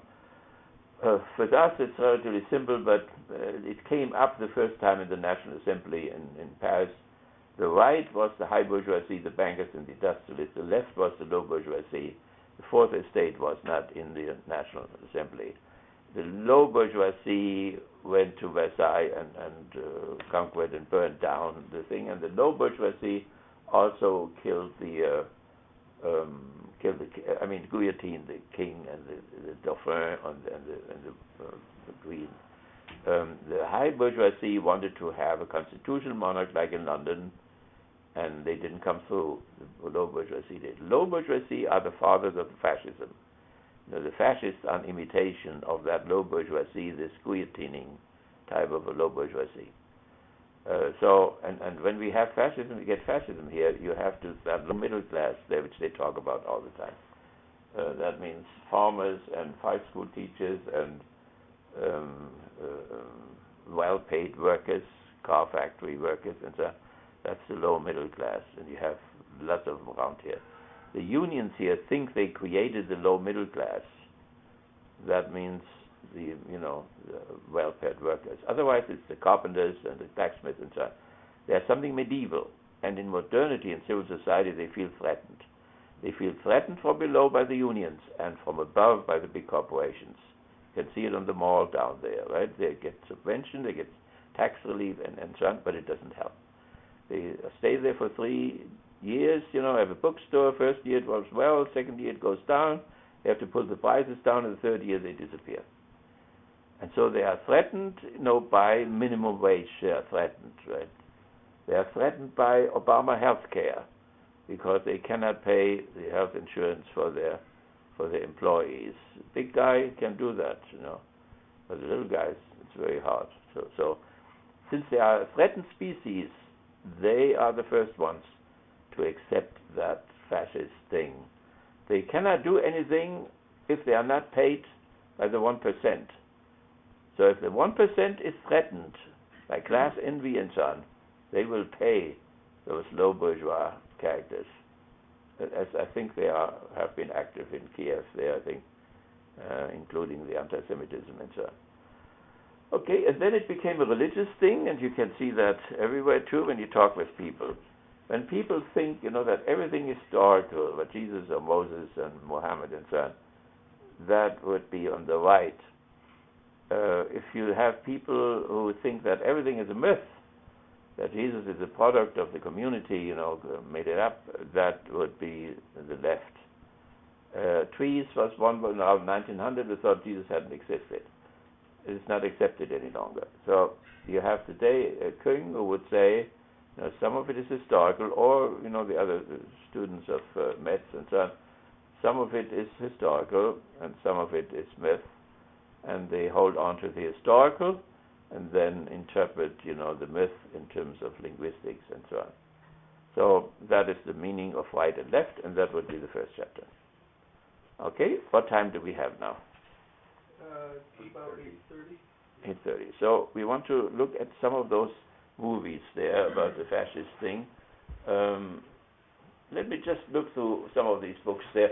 You can give it to me, and then I take it over to you there. So very shortly. So here is this Erich Fromm, The Dogma of Christ. That is an application of Freud and Marx to the development of Christianity, and it's an excellent title book.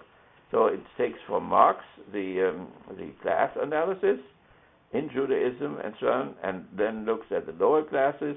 The Sermon on the Mount becomes a rebellion of the slave class, or the lowest class in Israel and so on. So a combination of Marx and Freud, that is Fromm. Here is this book which I mentioned before, Workers, and so blue-collar and white-collar workers at the evening of the Third Reich. So here Fromm employed already his transformation of Freud, what we just mentioned. So he's not so biological anymore. He emphasized the cultural factors and the social factors instead of the biological factors. And that was only in 1980 it was finally produced. But from this, something else came. Adorno made a study of the authoritarian personality in the labor unions, and the result was so bad that it could not be published. So it is in the inheritance of, what is this name, Löwenthal. Löwenthal has it in his papers there in Los Angeles still, but they were never allowed to publish it. This was published, and Adorno used it then again with other colleagues in the book The Authoritarian Personality, which you have in the library here. And there is one part is written by Adorno, and the authoritarian personality was applied there. That means authoritarian personality on one side, that's the fascist personality, and the revolutionary personality on the other side, that is the socialistic personality. When Fromm came over here, he called the socialist personality or revolutionary personality the democratic personality. And he changed authoritarian personality sometimes into consumer personality or market personality and other names. So there were certain transformations. The last time that was used was in Mexico. In a village in Mexico, it was applied there to a study in the 70s. So it made history, but it was repressed for a long time. Frankfurt School was not happy with it, and Fromm didn't come through with it because he had revised Fromm too much, in the sense as we mentioned it today. Here's The Heart of Man there. That is another thing, genius for good and evil. So psychology, man, wolf, or sheep. You remember that Hitler was called the wolf, and the Wolfschanze, his headquarters in his there. So here you can find things about this whole struggle about the animal instincts and what to do with them. Here's The Art of Loving, Erich Fromm, that has 25 million copies were published of this. And the main thesis is that loving is an art, so that there are many types of love. So people are so enthusiastic about love in spite of the fact that it goes so wrong so often. So that is the problem which Fromm wants to solve. So he thinks that love has to be learned like one learns medicine.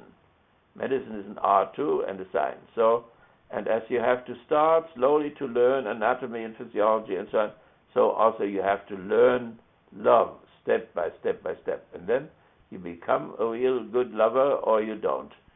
And for Fromm, that people just jump into it and say all day long, I love you, and don't know exactly what they mean. So progress is all the Greeks have these different types of love, and then Autonomy and so on, they used it too. So when you meet somebody, it can be on the level of anonymity, this love of anonymity, you know nothing about her, not even her name or where she comes from. You just meet her and somehow her sexual aspects attract you, but that is all. So that anonymous love. Then comes the projection love. You see a woman, and then the idea of your first lover, your aunt or your mother, and so on, you project it on this person, and then you are struck, and suddenly that is the woman of your life, and so on. Then when the diapers are coming and so on, then of course the projection goes to pieces, and then you say, you cheated me, you pretended to be somebody else, and so on and so on. Of course, he was never somebody else, but someone projected on it. Another level is the erotic one, where it's much freer one than the others, where you are fascinated by the beauty of somebody. It rests on that beauty, and that beauty may be there sometimes, sometimes not. If there's a toothache or so, the thing disappears. Sometimes the beauty is there in the evening, it's completely gone in the morning, and so on. So it's a very vacillating type of a thing, but it is real among students and maybe a lot of cases. Then there is the personal love, where you say, it's you as this single person. Maybe you have an aunt who had a lover in the Second World War, and then he died, and she never married again, and so on, because she thinks this one guy, and if she would take another one, she would think that this would be a betrayal not for the old one, but for him, because it could never be like it was, this singular thing there. And then for religious people, there's a sacramental thing there, that like God in the world or Christ in the church and so on. That is a mystical type of thing. So that is the art loving of Arne, which was a tremendous success. Then dialogue between him and so on, where he also explains the whole Freudian, when he goes how far he goes over beyond Freud and so on. So we can look at this there, and that's not even all. He was unbelievable. In spite of his illness, he was tremendous productive. So, counter with Marx and Freud, we talked about this, and we have to see that there are others. Reich is important too. He did the same thing. Marcuse did the same thing.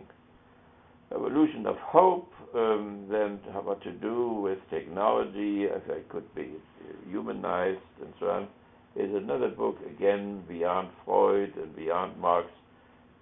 We discussed already the problem of anxiety, which is by Freud himself. Erich Fromm, The Forgotten Language, is very similar to the book of Freud on dreams. So he thinks that the language in our dreams, the language in fairy tales and myth and so on, that this is the same language and that it's universal, that all people speak that language. Here is early on he wrote an article already on criminology, and so he made a contribution to criminology and so on, and the state as an educator through punishing and so on, the state educates. Okay, that is it, and then these we had them up here for a long time. Psychoanalysis in the Crisis. That is the book where he criticizes Marcuse, because Marcuse was not a clinical psychoanalyst. He was too much of a philosopher. In the 50s, he admired Marcuse because he was a philosopher, and then when Marcuse became famous and so on, then he criticized him because he was distorting Freud he was in philosophical terms. And then the pathology of normalcy, that also goes back to Freud. You know that when you misspeak, for instance, somehow you put up another word than you intend, then your unconscious expresses itself. So there are these everyday anomalies which we have, forgetting things and so on. That is all in this one, and this is by Fromm here, who is his famous student, and he will be even, no, that we can put there. Funk will have an article right in this, which comes out in April, hopefully. April, yeah. Okay, very good. So that's all. Now let's take one out there. The last time, remember, we talked about this woman, the secretary. Then we saw the secretary in the movie about Hitler, the last days there. Where is it? Is it still there? Trout? Yeah. Remember we had the Blind last spot? days of Hitler?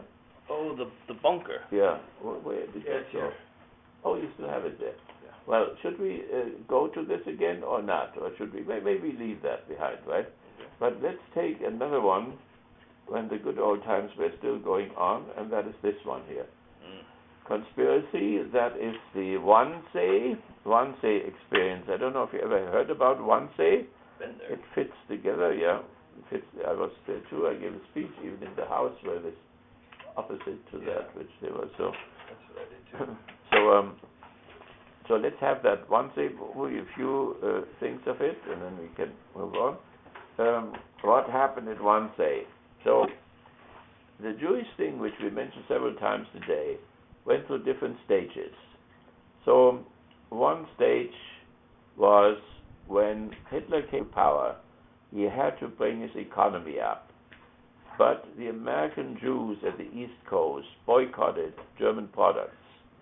So then he got in contact with the Zionists, and he made a deal with the Zionists, which is called the Transfer Agreement. This transfer agreement said that Germany would pay 25,000 marks for every Jew who would go to Palestine in the kibbutz there. And so Hitler paid that for several years. And we have people here in town who took advantage of that. So Anna, my friend, she went to Palestine. So that was a solution. Then there were transports of children up to 1939. Baum, my friend, he was shipped out. So where rich people here paid the Nazis, and they then let 1,000 children or what go to London, and then they went sent to Canada and so on. So that was another thing. There was the idea to send them to Madagascar, which is a little lost island in the Mediterranean. There was a movie on it recently. Beautiful esoteric plants and animals still. We, the anti-Jewish people here, wanted to send the Jews to Alaska there. So there was a similar plan. So, and then the more the war increased and came to the point of the Japanese attack. When the Japanese attacked, that was when the point was reached where the international finance, Judaism, finally had produced another world war. And that is where Hitler had prophesied. That will not be the end of the Europe, but the end of the Jewish race. Then it intensified. Then this happened here, the conspiracy movie. So now we know historically where we are. That means Heydrich there, who was assassinated a few weeks later, and Eichmann there, who was later on tried in Jerusalem. They brought about a meeting of government officials of all departments of the German government. Hitler was not there.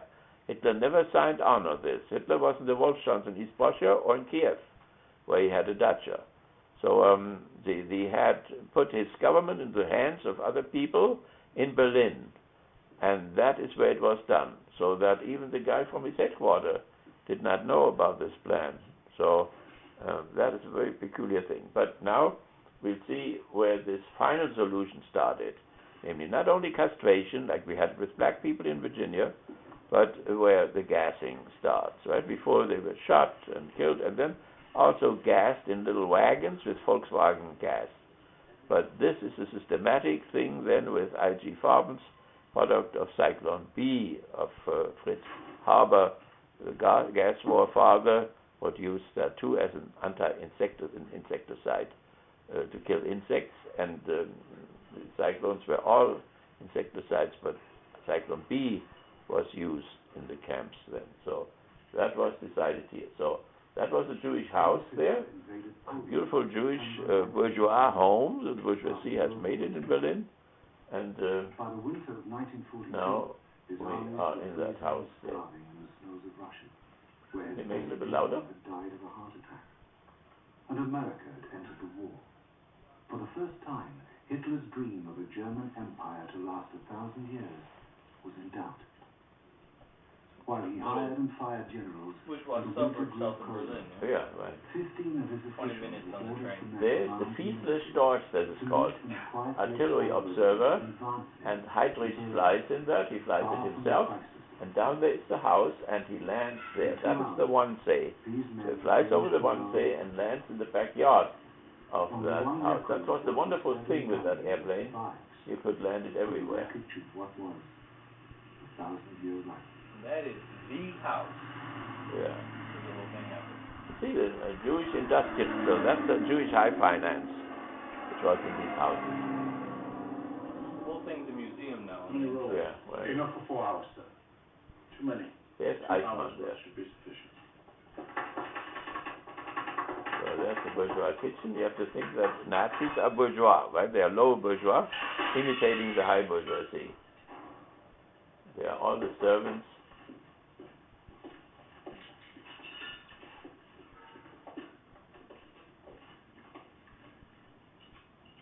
Do we have enough?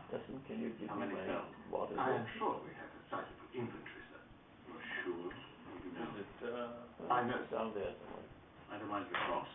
He pays. Make it a separate report to me. And keep him where I don't see him. So that's how far the socialism goes.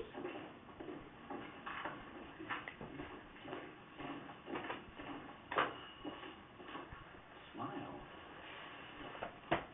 It is a fine day.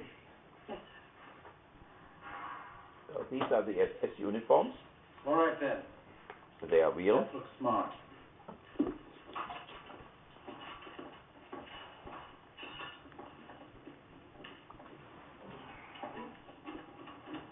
There you see what real bourgeois culture means, right? We have some nice houses here in Kalamazoo, but they don't come close to this. And that is the Volkswagen there, which was transformed into a Jeep. And the wonderful thing with it was that it didn't have water cooling. I did not. So it was used in Russia because it couldn't freeze. No silence in Latvia. No So silence. he's the governor of Latvia. Latvia, the Baltic states. They were sometimes Russian, sometimes German. They had great German sympathies. Now they are Russian again. Now they have been freed again, by the way. They are again independent again. We've met, Colonel. Indeed we have. I'm State Secretary Buller. Indeed you are. Hello, Schongard. Mr. Langer. Heil Hitler. If there's anything any of you gentlemen need, please don't hesitate to call an orderly or me. My appreciation to the man who picked this spot. It would be General Henry. So this is based on one copy. They all had to destroy the copies, but one didn't, of the procedure. And that is on which the movie was built. Come a long way. Man deserves a drink. This way, gentlemen. I'm sure you'll find the wine, and of course we are limited to the wines first thing. Second. Cup will dry your throat. 3. Look at the beautiful staircases. This beautiful architecture. Put this book away. So everything has to be secret. Nothing should remain of it. So they did have a bad conscience about the whole thing. It was a private home. Private home, yes. Whose? You believe it was owned by a Jew? There's some dispute. Well, then yes, as we traveled it up. Well, we claimed it, sure. Not everyone agrees.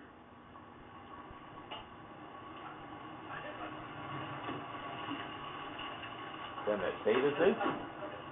That was the best car. That's an SS man, an SA man, right? So there was the SS, which is the middle class, and the SA was more working class. It sounds like it's mentally. It's all here check. I've got myself thinking there. I did that. Ah, the East is well represented. And we're here first. Well, it was in the East where the death camps were built. He Major Langer, very tired man. No, please, I am enjoying these surroundings. Can I find Colonel Eichmann, please? Follow me, sir.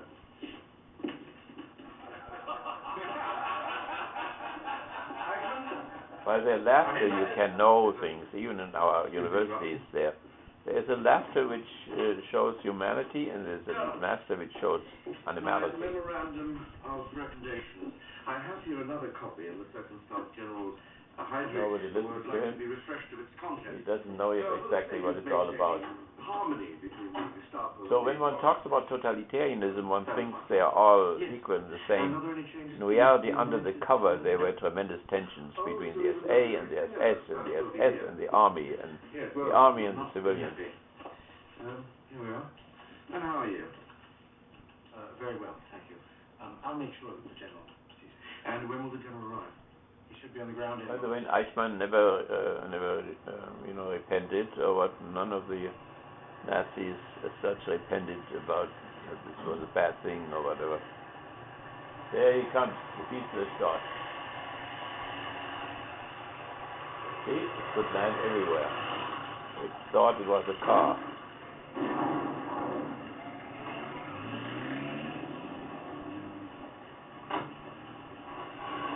So what is it with Germans who driving around the winter with the top down? Yeah, and that's... So that is Eichmann. He was killed 3 months later, I think, in Prague by partisans, yeah. And they fled into a church, and so the church was implicated too. No. The Director, Office of the 4-Year Plan? 4-Year Plan, sir? Oh, yes. How are you, Neumann? So that was administered type of economy, and they had a 4-year plan, so several 4-year plans. Neumann, Director, Office of the 4-Year Plan.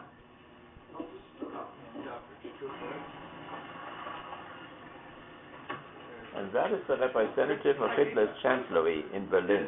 Yeah. General Heydrich not here yet, I expect. Am I correct? Yes. He loves the grand entrance, yes.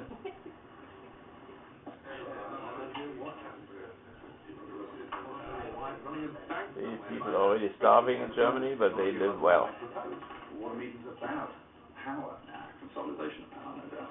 We should benefit by that. Bitzinger, a pleasure. He is the guy who did the Jewish laws, the Nuremberg laws. He is the constructor of the Nuremberg laws. Fighting in Moscow. I've heard we are counterattacking. Reichenauer got them out of the trenches. Reichenauer is dead. That was not gossip like maids at the market. Yeah, the general got a heart attack before Berlin, before Moscow.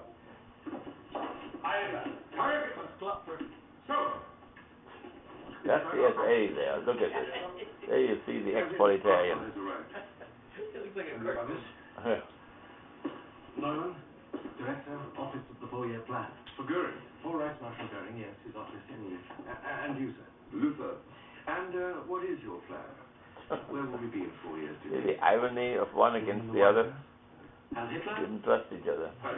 But most of them had the doctorate. They all had the doctorate. Most of them had the doctorate title, yeah. I read the possible briefing. We have this general who is now trying to capture Moscow, who has never commanded one damn brigade. That is what I've been hearing, and that is why I'm late. Marvelous. So is there beer? Yes. And where is the boys' room?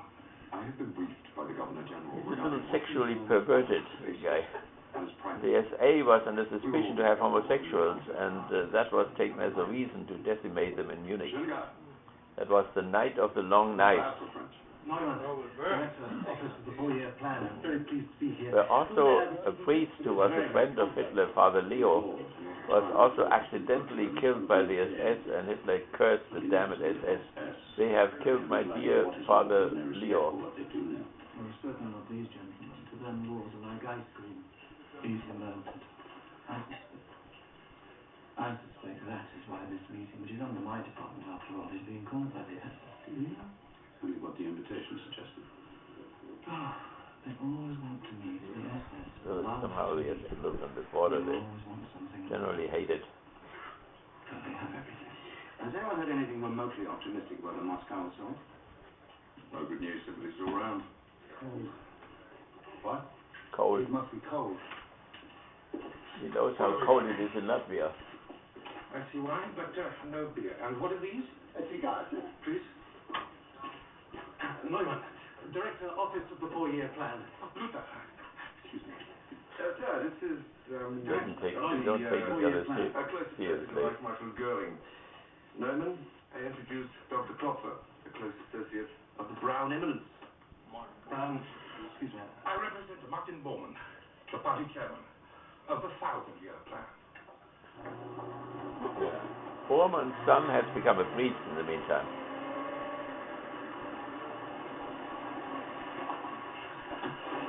Heil Hitler! Heil Hitler! Is Dr. Kritzinger here? Yes, yes. That's a relief.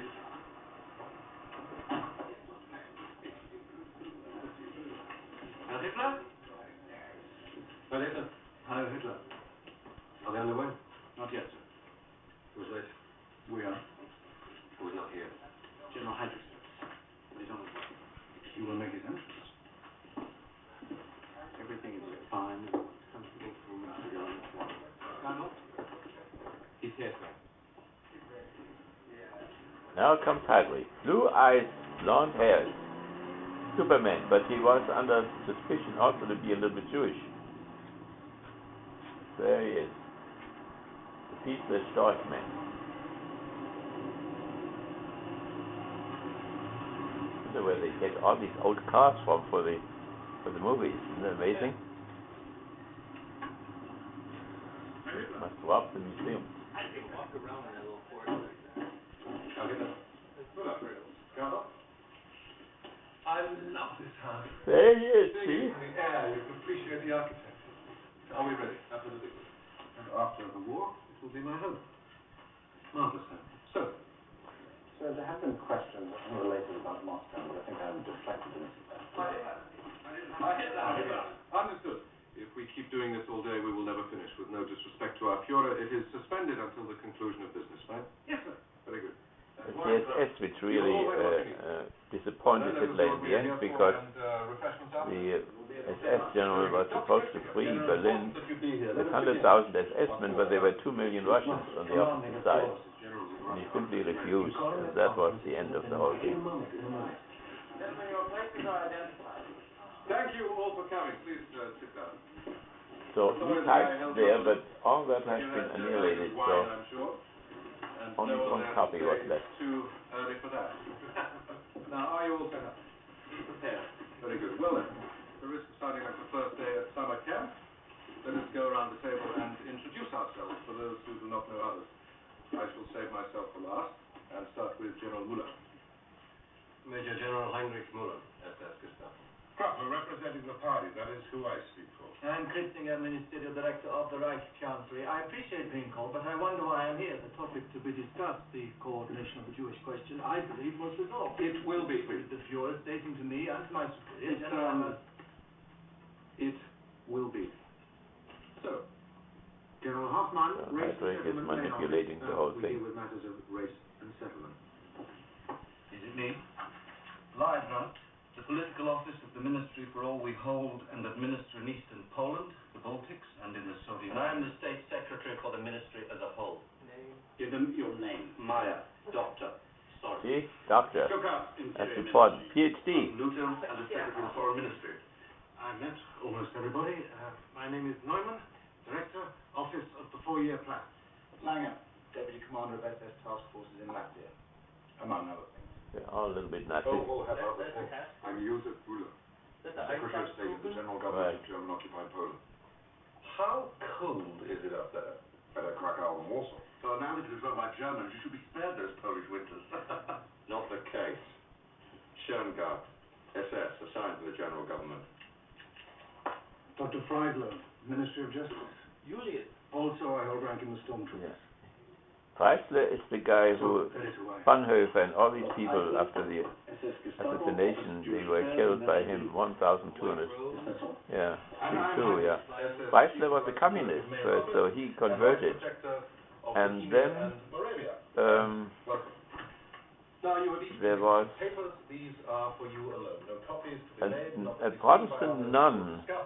He was hit by a bombing attack in his courtroom, and the Protestant nun whose brother he had sentenced to death was the last one to take care of him. And our secretary will be discreet. He agrees, excellent. Communication between us after today will pass in both directions through Lieutenant Colonel Eichmann, acting as my deputy for all Jewish matters. He is your focal point. So, to begin, we have a storage problem in Germany with these Jews. They have the language already. Reification from culture, right? That's due and the complexities of the law, and this problem, as you, I'm sure, know, has tormented us. As you know, we first undertook to expel them from all means by which our people would have to deal with them. Every sphere of life of our German people. The laws we enacted at Nuremberg, and we should all drink a toast to Dr. Schluckert for devising them. Co-author, modestly, I am the co-author. They established the fundamental legality for the creation of a Jew-free society, a Jew-free economy for the world to see, and we indeed have eliminated the Jew from our national life. Now, more than that, the Jew himself must be physically eradicated So from the critical theorists left, so all these people who emigrated, of course. There will be a moment for that. But if I may, we pursued a vigorous policy of emigration, but who would take more of them? Who would want them was the policy's ultimate limitation. That's the thing where they sent a ship to Cuba full of Jews in order to prove that nobody would take them. Cuba didn't take them. They were under our control at that time. They went up to New York. They didn't take them, neither. They gave them coal to go back. And then the German captain, a non-Nazi or free-Nazi, went and took them to England, and because he knew what would happen to them if he brought them to Germany, he ran his ship against a rock close to the coast. They were all rescued, were interned in England, and then were shipped over to Holland. And then the Germans occupied Holland and put them all into camps. Fully occupied, but hold for now, please, if you would.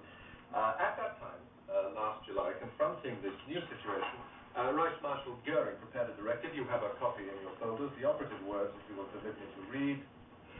I hereby charge you with making all necessary preparations in regard to organizational and financial matters for bringing about a complete solution of the Jewish question in the German sphere of influence in Europe. Now, for that, I read the cleansing of the entire continent. That's where we got the name from. You see, the word cleansing. An accurate word, I think. If I may go on, in the second paragraph, wherever other governmental much cleansing has taken place afterwards, for instance, in the Balkans, Bosnia-Herzegovina. Necessary for the accomplishment of the desired solution of the Jewish question. So, this is our mandate, all of us. May I say, in fairness, the Jewish question falls within the responsibilities of my department, the Reich Chancellery, and no directive has been issued. Give me a moment or two, Dr. Kritzinger. The document is in your folder? Yes, it is in your folder. Sure it is. Finally, what has happened since that directive was written? Succinctly now. We are standing still in Russia. The Americans have now joined the war. Both of these events, a further drain on our military, our economy, our manpower, our food supply. We cannot store these Jews. Emigration is over. And the inevitable solution is what we, together at this table, will discuss this afternoon. See how logical all this is.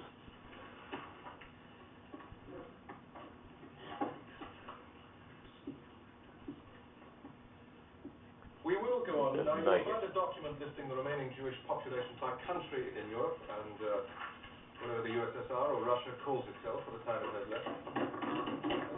Emigration policy will stop. Apologies. A call for General Hagen. See who it is and end the calls. We will There were supposed to be no calls.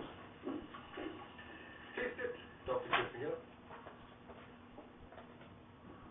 He is pissed off. Make us all comfortable.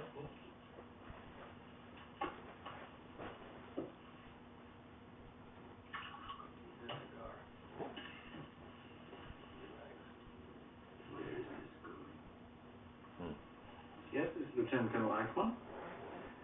Yes, I understand, Major, but the General has requested to be free of calls at this time. If you wish to explain the matter to me... Yes? Yes, I'm sure if you call his office, you... Yes. Yes. Heil Hitler.